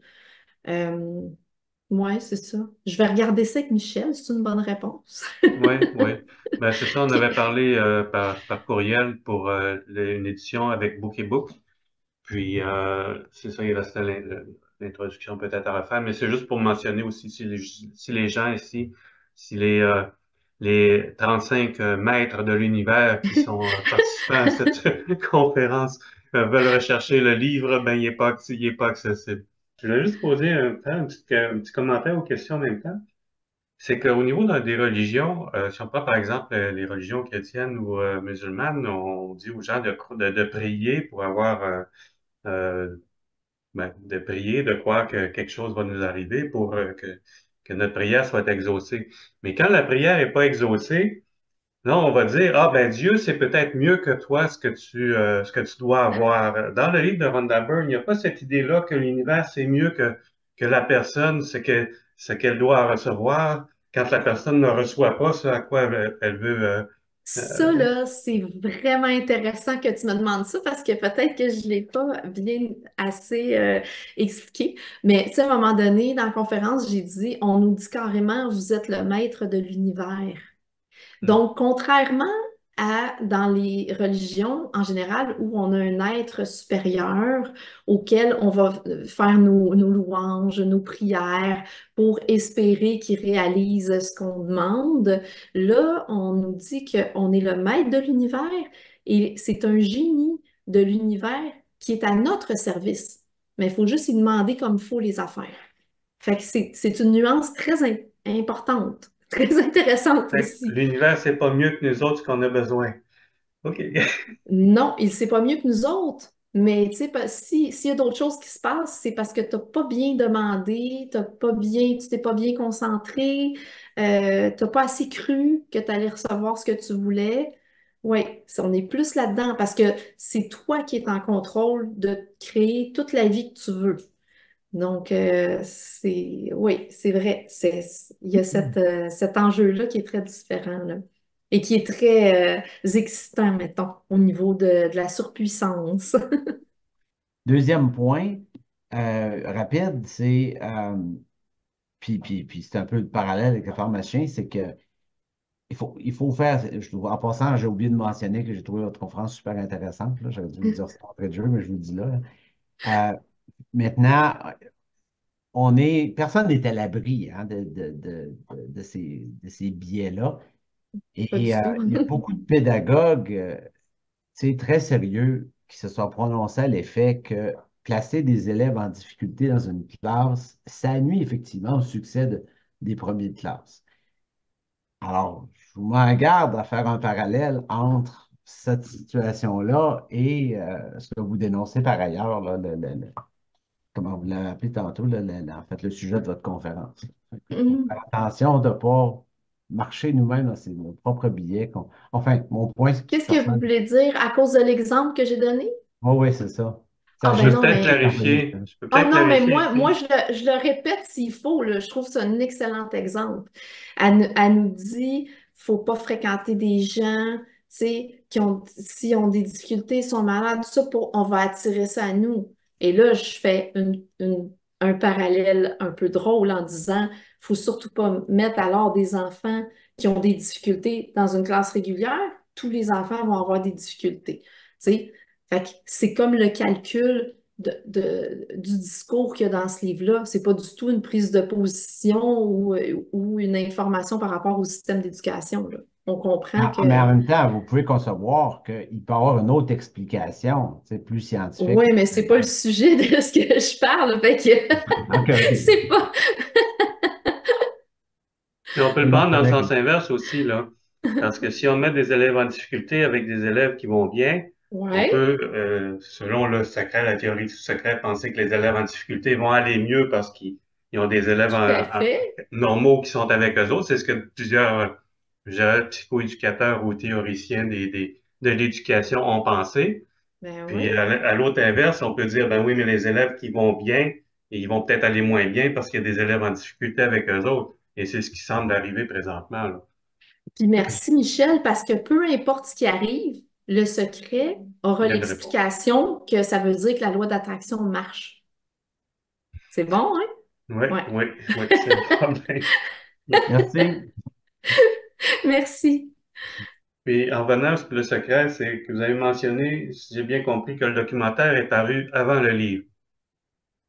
Oui, Fait que ça a été vraiment peut-être ça qui serait le secret de la réussite du livre.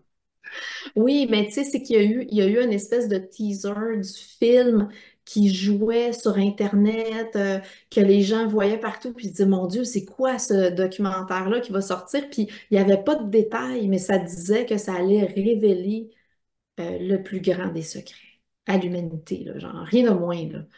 Fait Mhm. qu'il y avait comme une espèce d'effervescence, puis les gens ne savaient même pas c'était quoi encore qui allait sortir. Mais ils savaient qu'ils allaient apprendre un secret. Tu sais, je veux dire, c'est tellement marketing, là.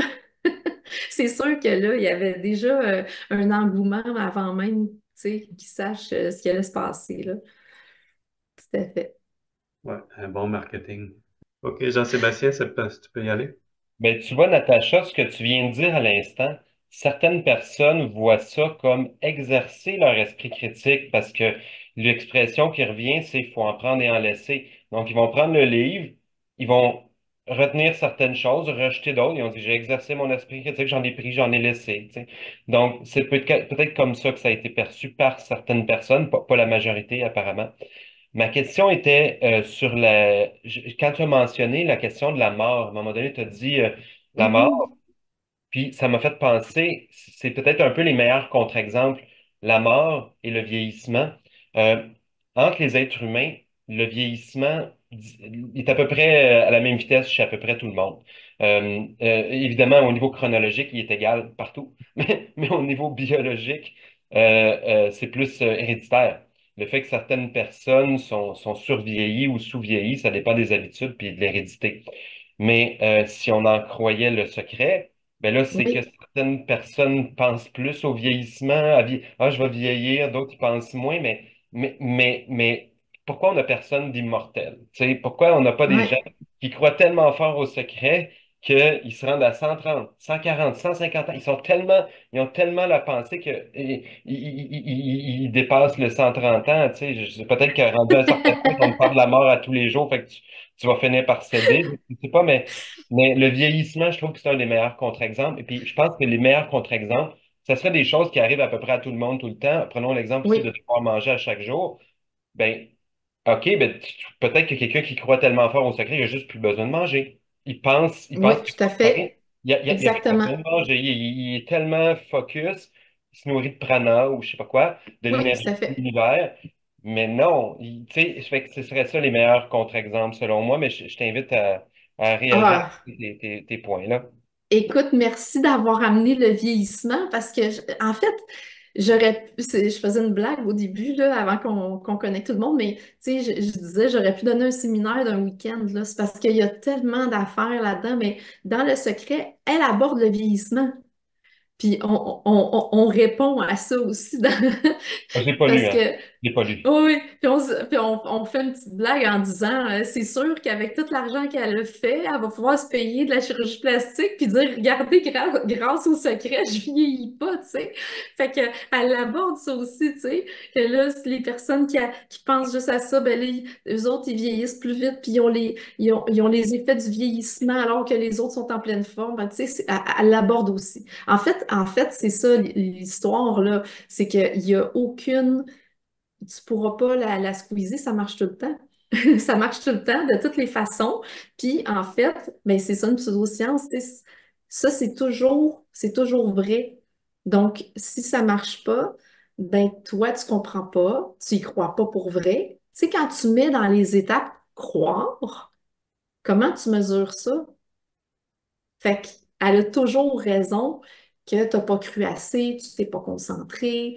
C'est toujours la loi qui fonctionne. Donc, oui, c'est ça. Il n'y a pas beaucoup d'échappatoires. Dans le, Merci beaucoup. chr- Dans le christianisme, Merci. on voit quelque chose de similaire aussi.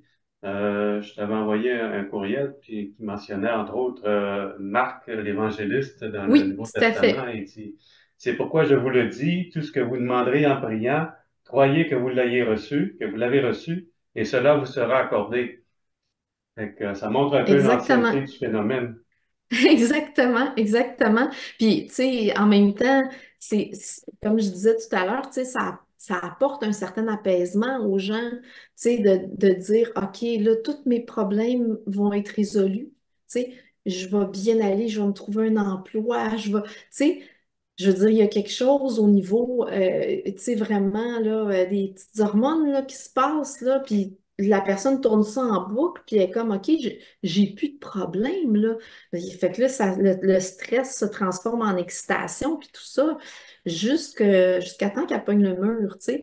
Puis nous, tu sais, qu'est-ce que je trouvais aussi venait recouper un peu le phénomène sectaire, c'est qu'après ça, ben, les gens veulent pas en parler. Tu sais. Fait que les gens qui sont embarqués là-dedans, qui ont vraiment cru, qui ont tout mis là-dedans, qui ont dépensé de l'argent, qui ont, tu sais, mais après ça, la dissonance cognitive est terrible, puis Mhm. la honte, puis la culpabilité, puis tout ce que tu veux. Fait que nous, on avait mis on avait créé une adresse si les gens voulaient écrire, puis il y a des gens avec qui j'ai correspondu là, après la sortie du livre, puis des gens qui me racontaient des histoires terribles aussi avec un membre de la famille ou avec leur conjointe. Hein, il y a un monsieur, c'était sa conjointe, il savait plus quoi faire, tu sais. Mais ces gens-là, ils veulent pas s'exposer. Tu sais, ils m'ont écrit parce que c'était comme confidentiel, mais tu sais, ils iront pas aller à la télévision dire j'ai dépensé 50 000 pièces pour faire des croisières pour que l'univers comprenne que je suis riche, puis là, ben, je suis encore plus endettée de 50 000 pièces. C'est gênant, là. Fait que ce qui fait que ces gens-là aussi peuvent toujours perpétuer la vente de leurs produits, puis continuer leur discours, c'est qui va venir les fronter? Même les adeptes convaincus qui ont, tu sais, qui ont vanté ça, puis qui ont vécu des problèmes suite à ça, ils ne diront pas, là. Ils veulent pas s'exposer. Fait que les gens qui s'exposent, c'est ceux qui sont sûrs que ça marche, puis qui sont pour ça, puis qui veulent dire à tout le monde que c'est vrai. Fait qu'on a un petit cercle vicieux aussi par rapport à ça. On a eu quelques exceptions, par exemple, parce que si on prend par exemple notre conférencier de janvier, qui était Daniel Chabot, qui nous a parlé justement de ça, ses 40 ans avec Raël. Sa conférence était surtout sur la psychologie des croyances, mais il en est quand même sorti. Fait que dans la période des questions, on l'a questionné un petit peu plus là-dessus et ça a sorti comment est-ce que il a fini par sortir de cette religion-là. Ben oui, tout à fait, tout à fait. Puis tu sais, mais c'est ça, c'est des exceptions. Puis en fait, je te dirais que on pourrait sortir plusieurs exceptions comme ça, mais sectaires, mais aussi pensée, type de pensée ou de croyance. Tu sais, on peut prendre Christian Page là, avec les extraterrestres, là. Tu sais, je veux dire, quand les gens tombent dans un type de croyance, souffrent de la dissonance cognitive et s'en sortent, ça devient les meilleurs sceptiques. Plus que ceux qui sont sceptiques depuis le début. Ça devient les meilleurs. OK, Jean-Sébastien, tu avais une autre question. Oui, ben, puisque personne d'autre en ligne à part moi et Dany, j'en profiter pour te relancer sur une autre chose que tu as mentionné. Tu as mentionné tout à l'heure que s'ils avaient vanté le livre, la possibilité de, par la pensée, de réaliser la paix dans le monde ou Mhm. des choses très positives comme vaincre le cancer en y pensant tous ensemble, collectivement, on va vaincre le cancer, le livre, ce serait sûrement moins vendu et c'est que ça aurait été rapidement invalidé. Rapidement, les gens se seraient réunis, ils auraient fait des réunions pour essayer de prier pour la fin du cancer. Puis là, ils se seraient rendus compte, hey, ça fait des semaines qu'on se réunit pour demander la fin du cancer ou la fin de la Ça guerre. marche pas, À telle place, hein? ça marche pas. Pourtant, on est tous à la gang, on sait qu'il y en a un ou deux dans le groupe. Fait Ouais, que là, ouais, en individualisant ça, c'est plus facile aussi à dire, ben, c'est toi, comme c'est individuel, c'est toi qui crois pas assez. Parce que si les gens s'étaient ouais, en groupe de prière pour demander la paix dans le monde, il y aurait vu au bout d'un certain temps, quoique dans les sectes, des fois, ils se renforcent entre eux puis ils se trouvent tout des à raisons. fait. Mais ça me faisait penser aussi, bon, il y a probablement peu de gens dans le groupe qui l'ont vu, peut-être, probablement pas ton cas non plus, mais il y a un film qui s'appelle Wonder Woman 1984, mais c'est assez récent, là, ça date de 3 ans à peu près. Euh, OK. Dans ce film-là, il découvre une pierre magique qui exauce tes souhaits. C'est une espèce de cristal que tu Mhm. fais tes souhaits avec ça. Puis là, à la fin du film, tout le monde fait toutes sortes de souhaits égocentriques. Puis à la fin, Wonder Woman convainc les gens de renoncer à leurs souhaits parce que ça créait le chaos dans le monde. Puis là, il y a des gens sur Internet qui analysaient le film en disant, mais c'est drôle, dans le film, personne ne fait aucun souhait positif pour l'humanité, tu sais, de la paix dans le Ouais, monde ou d'autres. ouais, Parce que ouais, le film a tellement peu de foi dans la nature humaine que si tu as l'occasion de faire un souhait, ça va forcément être de l'argent, les choses que tu mentionnais, ouais, ouais. l'argent, du matériel, toutes sortes de niaiseries. Parce que le film était vraiment orienté que quand tu fais un souhait, ça va être ça va être mauvais pour l'humanité, tu sais. Puis, si jamais un jour tu tombes sur ce film-là, c'est un très mauvais film d'ailleurs, là. Si jamais un jour tu tombes sur ce film-là, je pense que ça va te faire penser au secret, à la façon que ça a été promu. Ouais, ouais. Ben, Ils sont peut-être inspirés de ça. possible. C'est tout à fait possible. Mais Ouais, c'est un très mauvais film. Et dans le film, le personnage de Wonder Woman viole un homme à répétition, mais c'est pas adressé dans le film parce qu'ils ne s'en rendent pas compte.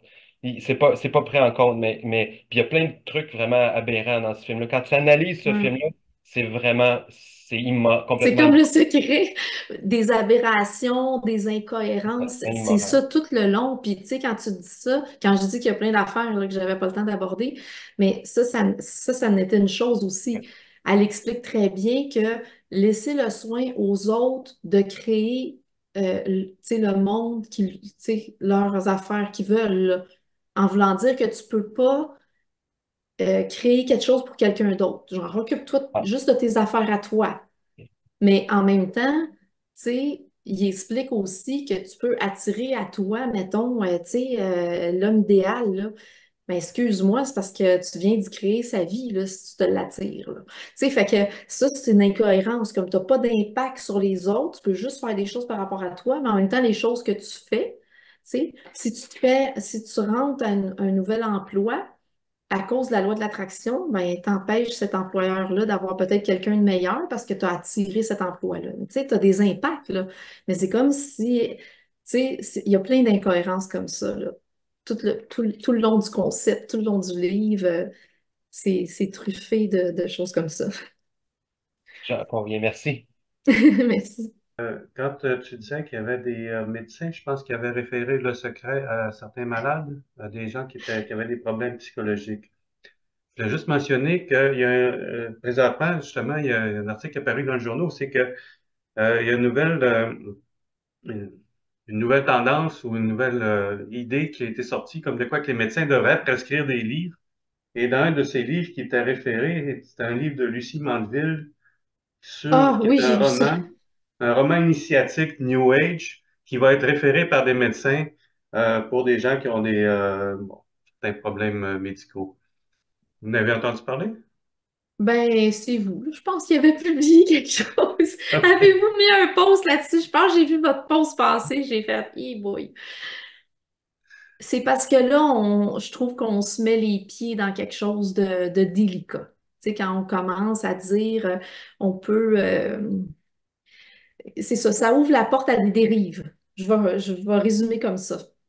Hmm. Ouais, ce Oui, type de ben, pour ceux qui nous pratique-là. écoutent, Lucie Mandeville, ben, son roman est peut-être un roman, mais elle a écrit d'autres livres, puis elle est en association avec des groupes anti-vax et des groupes conspirationnistes. Fait que si quelqu'un se met à lire les autres livres de Lucie Mandeville, eh bien, il va s'en aller probablement tranquillement vers le conspirationnisme ou les mouvements anti-vax. Mhm. Oui, Oui, bonsoir. Ben, d'abord, félicitations pour votre publication de votre livre et pour la recherche et la présentation qui était vraiment intéressante. Euh, merci beaucoup. Ça fait plaisir. C'est le fun de voir l'esprit sceptique là, qui existe au Québec encore. Puis l'affaire qu'il y a, c'est que quand je vous écoutais parler, je ne pouvais pas m'empêcher de faire des parallèles avec des phénomènes aujourd'hui comme le wokisme, etc. J'ai comme l'impression qu'il y a une masse de gens qui embarquent à peu près dans, ben, je dirais pas n'importe quoi, mais presque. Puis, je pense que ce pas important, c'est quoi le véhicule, c'est quasiment n'importe quoi qui va donner peut-être une certaine valeur, se sentir qu'on fait partie du groupe, sentir qu'on est accepté, qu'on est inclusif, puis on va même aller Oui. jusqu'à devenir euh, tellement loin dans cette supposée inclusivité-là que ça devient de l'exclusion. C'est une inclusivité qui devient exclusive. Là. Ben, c'est Puis, ça un peu la pensée sectaire, hein? Ouais. oui, puis je vois ça en ce moment avec d'autres phénomènes. Donc, je sais pas, j'avais lu Le Secret, mais j'avais pas vu ce côté-là. Moi, je l'avais juste vu comme des bonnes habitudes. Je l'ai lu diagonale. Tu sais. Puis je trouvais que c'était comme, on va faire un journal, on va garder des bonnes habitudes, bien d'essayer de ne pas catastrophiser. C'est un petit DBT de base, manuel DBT de base, là, tu sais. Mais Mais je trouve ça super intéressant. Je vais juste rebondir sur ça oui, parce que ça, c'est intéressant. À un moment donné, j'ai été interviewée dans les spécialistes que j'avais Serge Larrivée, puis à un moment donné, j'étais allée l'interviewer, on l'a filmé, puis j'ai dit, écoute Serge, moi, je comprends pas. Il y a des gens, il y a plein de gens comme vous venez de le faire, qui me disent, ben, c'est plus juste un livre de motivation, là. Il n'y a pas, ah ouais, j'ai pas fait attention à telle affaire. J'ai dit, je comprends pas, c'est tellement gros, puis un peu grave. Puis on dirait, puis il m'a dit, c'est comme si les gens lisaient ça avec un esprit troué. Mais ça me faisait penser au filtre aussi de Fabrice Clément en même temps. Ce qui passe, tu sais, ce qui passe dans mon filtre, je vais le garder. Ah, être positif, c'est bon dans la vie. OK, ben, être positif. Mais si ça me dit de ne pas aller voir ma famille quand ils sont malades, puis de ne pas me contaminer d'ondes négatives, ça, je m'en rappelle plus que c'était marqué ça. Tu sais, ça, c'est assez fascinant. Que c'est quelque chose qui est revenu beaucoup. mais je me pose la question parce que je vais le relire d'ailleurs après cette réunion-ci. Je vais regarder si je l'ai encore parce que j'ai comme pas l'impression que c'était verbatim comme dans les témoins de Jéhovah. Tu n'as pas le droit de transfusion ou tu n'as pas le droit de voir ta famille une fois qu'elle est bannie. Là. Ça, je l'aurais vu, tu sais que je veux dire. Mais peut-être qu'en sous-entendu, c'est sûr que ça fait effet religion, effet secte. Oui, mais ça disait pas, tu sais, ne fréquentez plus votre famille, là, pas comme ça. Mais il y a des phrases, vous allez voir, verbatim, que c'est vraiment genre, si quelqu'un dit que c'est pas vrai ou quelque chose comme ça, tu sais, émet une opinion, tout ça, levez-vous et quittez. Ça, c'est marqué direct comme ça. C'est pour ça, nous, on avait des petits à chaque page quasiment. Mais ouais. Merci. Merci beaucoup pour votre commentaire. Et justement, sur la page Facebook des sceptiques, quand on a annoncé la conférence, il y a certaines personnes qui ont réagi un peu comme ça, qui voyaient ça comme un livre de positivisme, mais sans aller à Ben oui, tout à l'extrême. fait. Fait que, Tout à on a eu, fait. on prend une deuxième question de Daniel. Oui, est-ce que ça te tente encore, Natacha? Ben oui, ça me tente, vas-y. Moi, je me fais la ultra sceptique encore parce que je me suis amusée pendant que vous discutiez avec la personne précédente, puis j'ai demandé à ChatGPT qu'est-ce qu'il en pensait. Ah, c'est donc bien drôle. Et, et puis, ChatGPT dit finalement que les gens qui ont le plus souffert, c'est dit que c'est bon, un peu des cas anecdotaux, on s'entend qu'il n'y a pas eu d'études sur les retombées, j'imagine, à part la vôtre. Puis ChatGPT ne le sait pas, il faudrait peut-être l'entraîner. Je vais l'appeler. Mais il semble dire que la plupart des gens qui auraient souffert des effets négatifs étaient des gens qui avaient des attentes non réalistiques, des gens qui étaient particulièrement crédules, peut-être au niveau des dépenses et des choses comme ça, ce que vous disiez, qui ont mal interprété ou surinterprété le contenu en allant très loin, puis en allant, tu sais, ah, ça veut dire qu'il ne faut pas que je me tienne avec telle personne, ou tu sais, en allant peut-être loin dans leurs interprétations.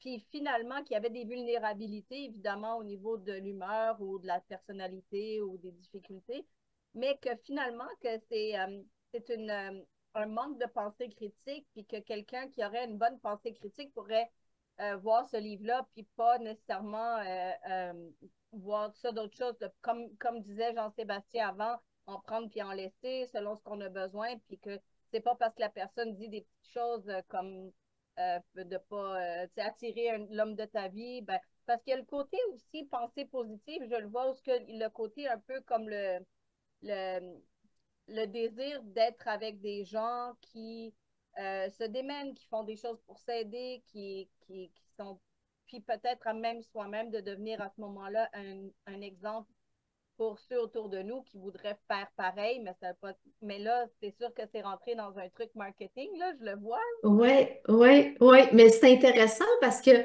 c'est comme si ChatGPT, qu'est-ce qu'il dit? C'est le discours, euh, c'est le discours des gens qui aiment le secret, puis qui y ont cru, puis qui se protègent de la dissonance cognitive, tu sais, en minimisant, puis en disant, non, non, moi je l'ai pris comme un ouvrage de pensée positive qui motive dans la vie, là. Puis avec des hypothèses ad hoc, dans le fond, ah non, non, ceux qui ont eu des problèmes, c'est parce qu'il y avait des troubles mentaux ou que sont crédules ou qui n'ont pas d'esprit critique. Donc, tu sais, je trouve ça bien intéressant parce que Oui, c'est comme si ChatGPT nous renvoie à des belles hypothèses ad hoc où c'est les lecteurs qui sont soit crédules, soit qui ont mal compris, soit qui l'appliquent mal. Un petit mais peu comme qu'est-ce que je... oui, ça parallèle votre étude, par contre. Ça parallèle vos points à vous. Là. Je pense qu'il est en parallèle avec vos points au niveau des vulnérabilités, les gens qui seraient le plus susceptibles, le plus vulnérables de faire des dépenses ou de prendre ça trop au sérieux. Fait que j'ai trouvé qu'il allait pas mal dans votre sens de ce côté-là. Puis peut-être au niveau de... mais je serais curieuse de voir si vous avez vu d'autres... je pensais aux Beanie Babies, là, les gens qui collectionnaient ça puis qui achetaient ça à des prix de fou, puis finalement, ça valait plus rien, là. Mais c'est un peu, pour moi, c'est un peu le même phénomène, c'est qu'il y a un groupe de gens qui va toujours vouloir être dans ce qui est in, peut-être, quelque chose comme ça. Oui, ben, il y a eu plusieurs types de clientèle. Il y a les gens aussi qui se l'ont fait offrir. Ils ne sont pas allés l'acheter, là. Oui, oui, Tu oui, sais, oui. c'est quelqu'un qui croyait à ça qui leur a donné. Là, ces gens-là, ils ont comme fait, voyons donc, qu'est-ce que c'est ça? Puis ils l'ont posé, ou ben non, ils ont accroché pour différentes raisons, tu sais. Puis si dans leur entourage, il y avait plusieurs personnes qui y croyaient, puis qui moussaient ça, ça pouvait avoir un effet aussi.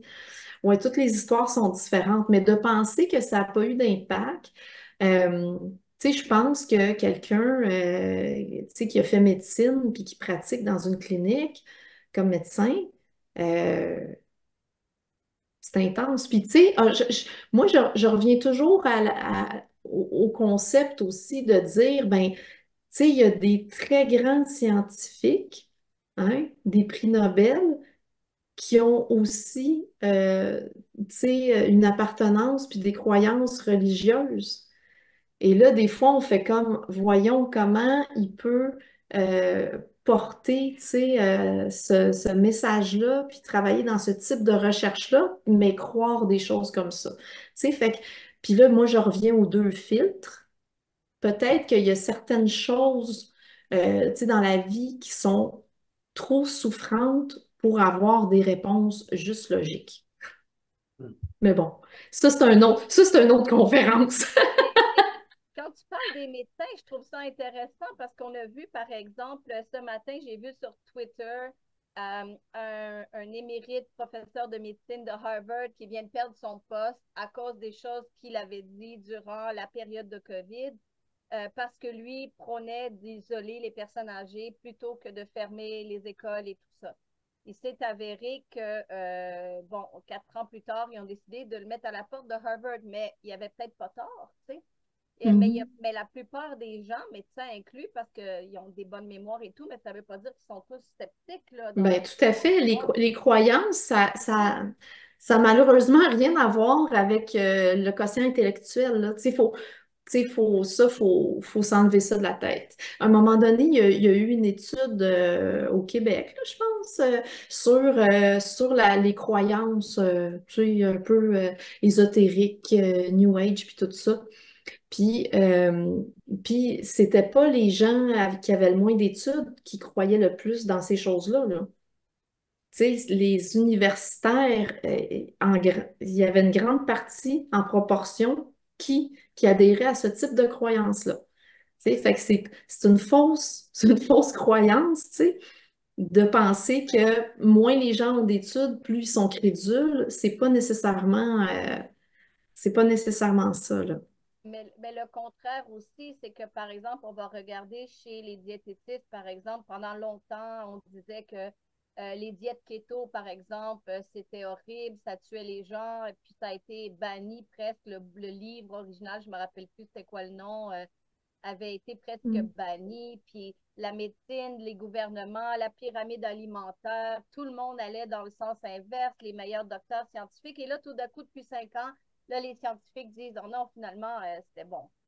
Mais c'est ça, c'est qu'à quelque part, il y a comme une lourdeur hein, dans les systèmes. Il y a comme des lourdeurs, des fois, à adopter. Fait que des fois, il y en a qui adoptent trop vite, mais des Oui, fois, tout à fait. mais C'est c'est ça, plus le dosage. c'est ça le mot-clé. En fait, tu sais, souvent les gens font une mauvaise lecture de c'est quoi la science. Puis c'est comme si, d'une façon comme un petit peu peut-être naïve, euh, les gens pensent que la science, c'est supposé être vrai, puis pas se tromper. Mais non, c'est pas ça la science. Tu sais, la science, c'est justement qu'est-ce qui est vrai aujourd'hui, ne sera peut-être pas vrai demain, mais on va avoir suivi une méthode rigoureuse aussi pour arriver à comprendre que non, ça fonctionnait pas, puis ça, c'est mieux finalement. Tandis que quand on est dans les pseudosciences, c'est la vérité. Ouais. Puis Et ça, that's it. dans certains Donc, cas, comme celui-là, c'était tous des scientifiques. Mais mhm, il y a aussi, par exemple, la croyance que cette nouvelle science-là est peut-être pas bonne, la croyance que le gouvernement doit avoir raison parce que ça fait des années qu'ils disent de faire les choses comme ça. Et donc, il peut y avoir, même avec des études qui, qui sont en conflit. Fait que c'est tout à pour ça que fait. je me demande dans votre regard futur sur les cartes, j'imagine que vous allez les analyser. Je sais pas. Ben, ouais, peut-être s'il faut réécrire une introduction, effectivement, on étoffera un petit peu qu'est-ce qui se passe présentement. Oui, faire un petit clin d'œil à la première enquête. Euh, pour votre intérêt, là, au niveau, tu sais, des dérives scientifiques, je ne sais pas si avez-vous suivi les balados d'Olivier Bernard, le pharmacien? J'en ai C'est extraordinaire, là. Fait que là, c'est ça, sa dernière saison, c'est sur la mafia médicale. Puis lui, c'est la question là, qu'il pose. Comment est-ce que des scientifiques, tu sais, des médecins, tout ça, peuvent à un moment donné glisser du côté obscur? Puis là, ben, effectivement, avec les dommages collatéraux que ça crée, parce que même les gens qui disent, je vais aller juste avec des gens, tu sais, de confiance, tu sais, diplômés, chercheurs, tu sais, qui ont une crédibilité. Puis là, ben non, tu sais, ça glisse dans... En tout cas, c'est assez extraordinaire. Je le conseille à tout le monde. Merci. On vous remercie énormément pour cette conférence et pour la discussion très animée qu'on a eue après et Ça intéressante. m'a fait plaisir.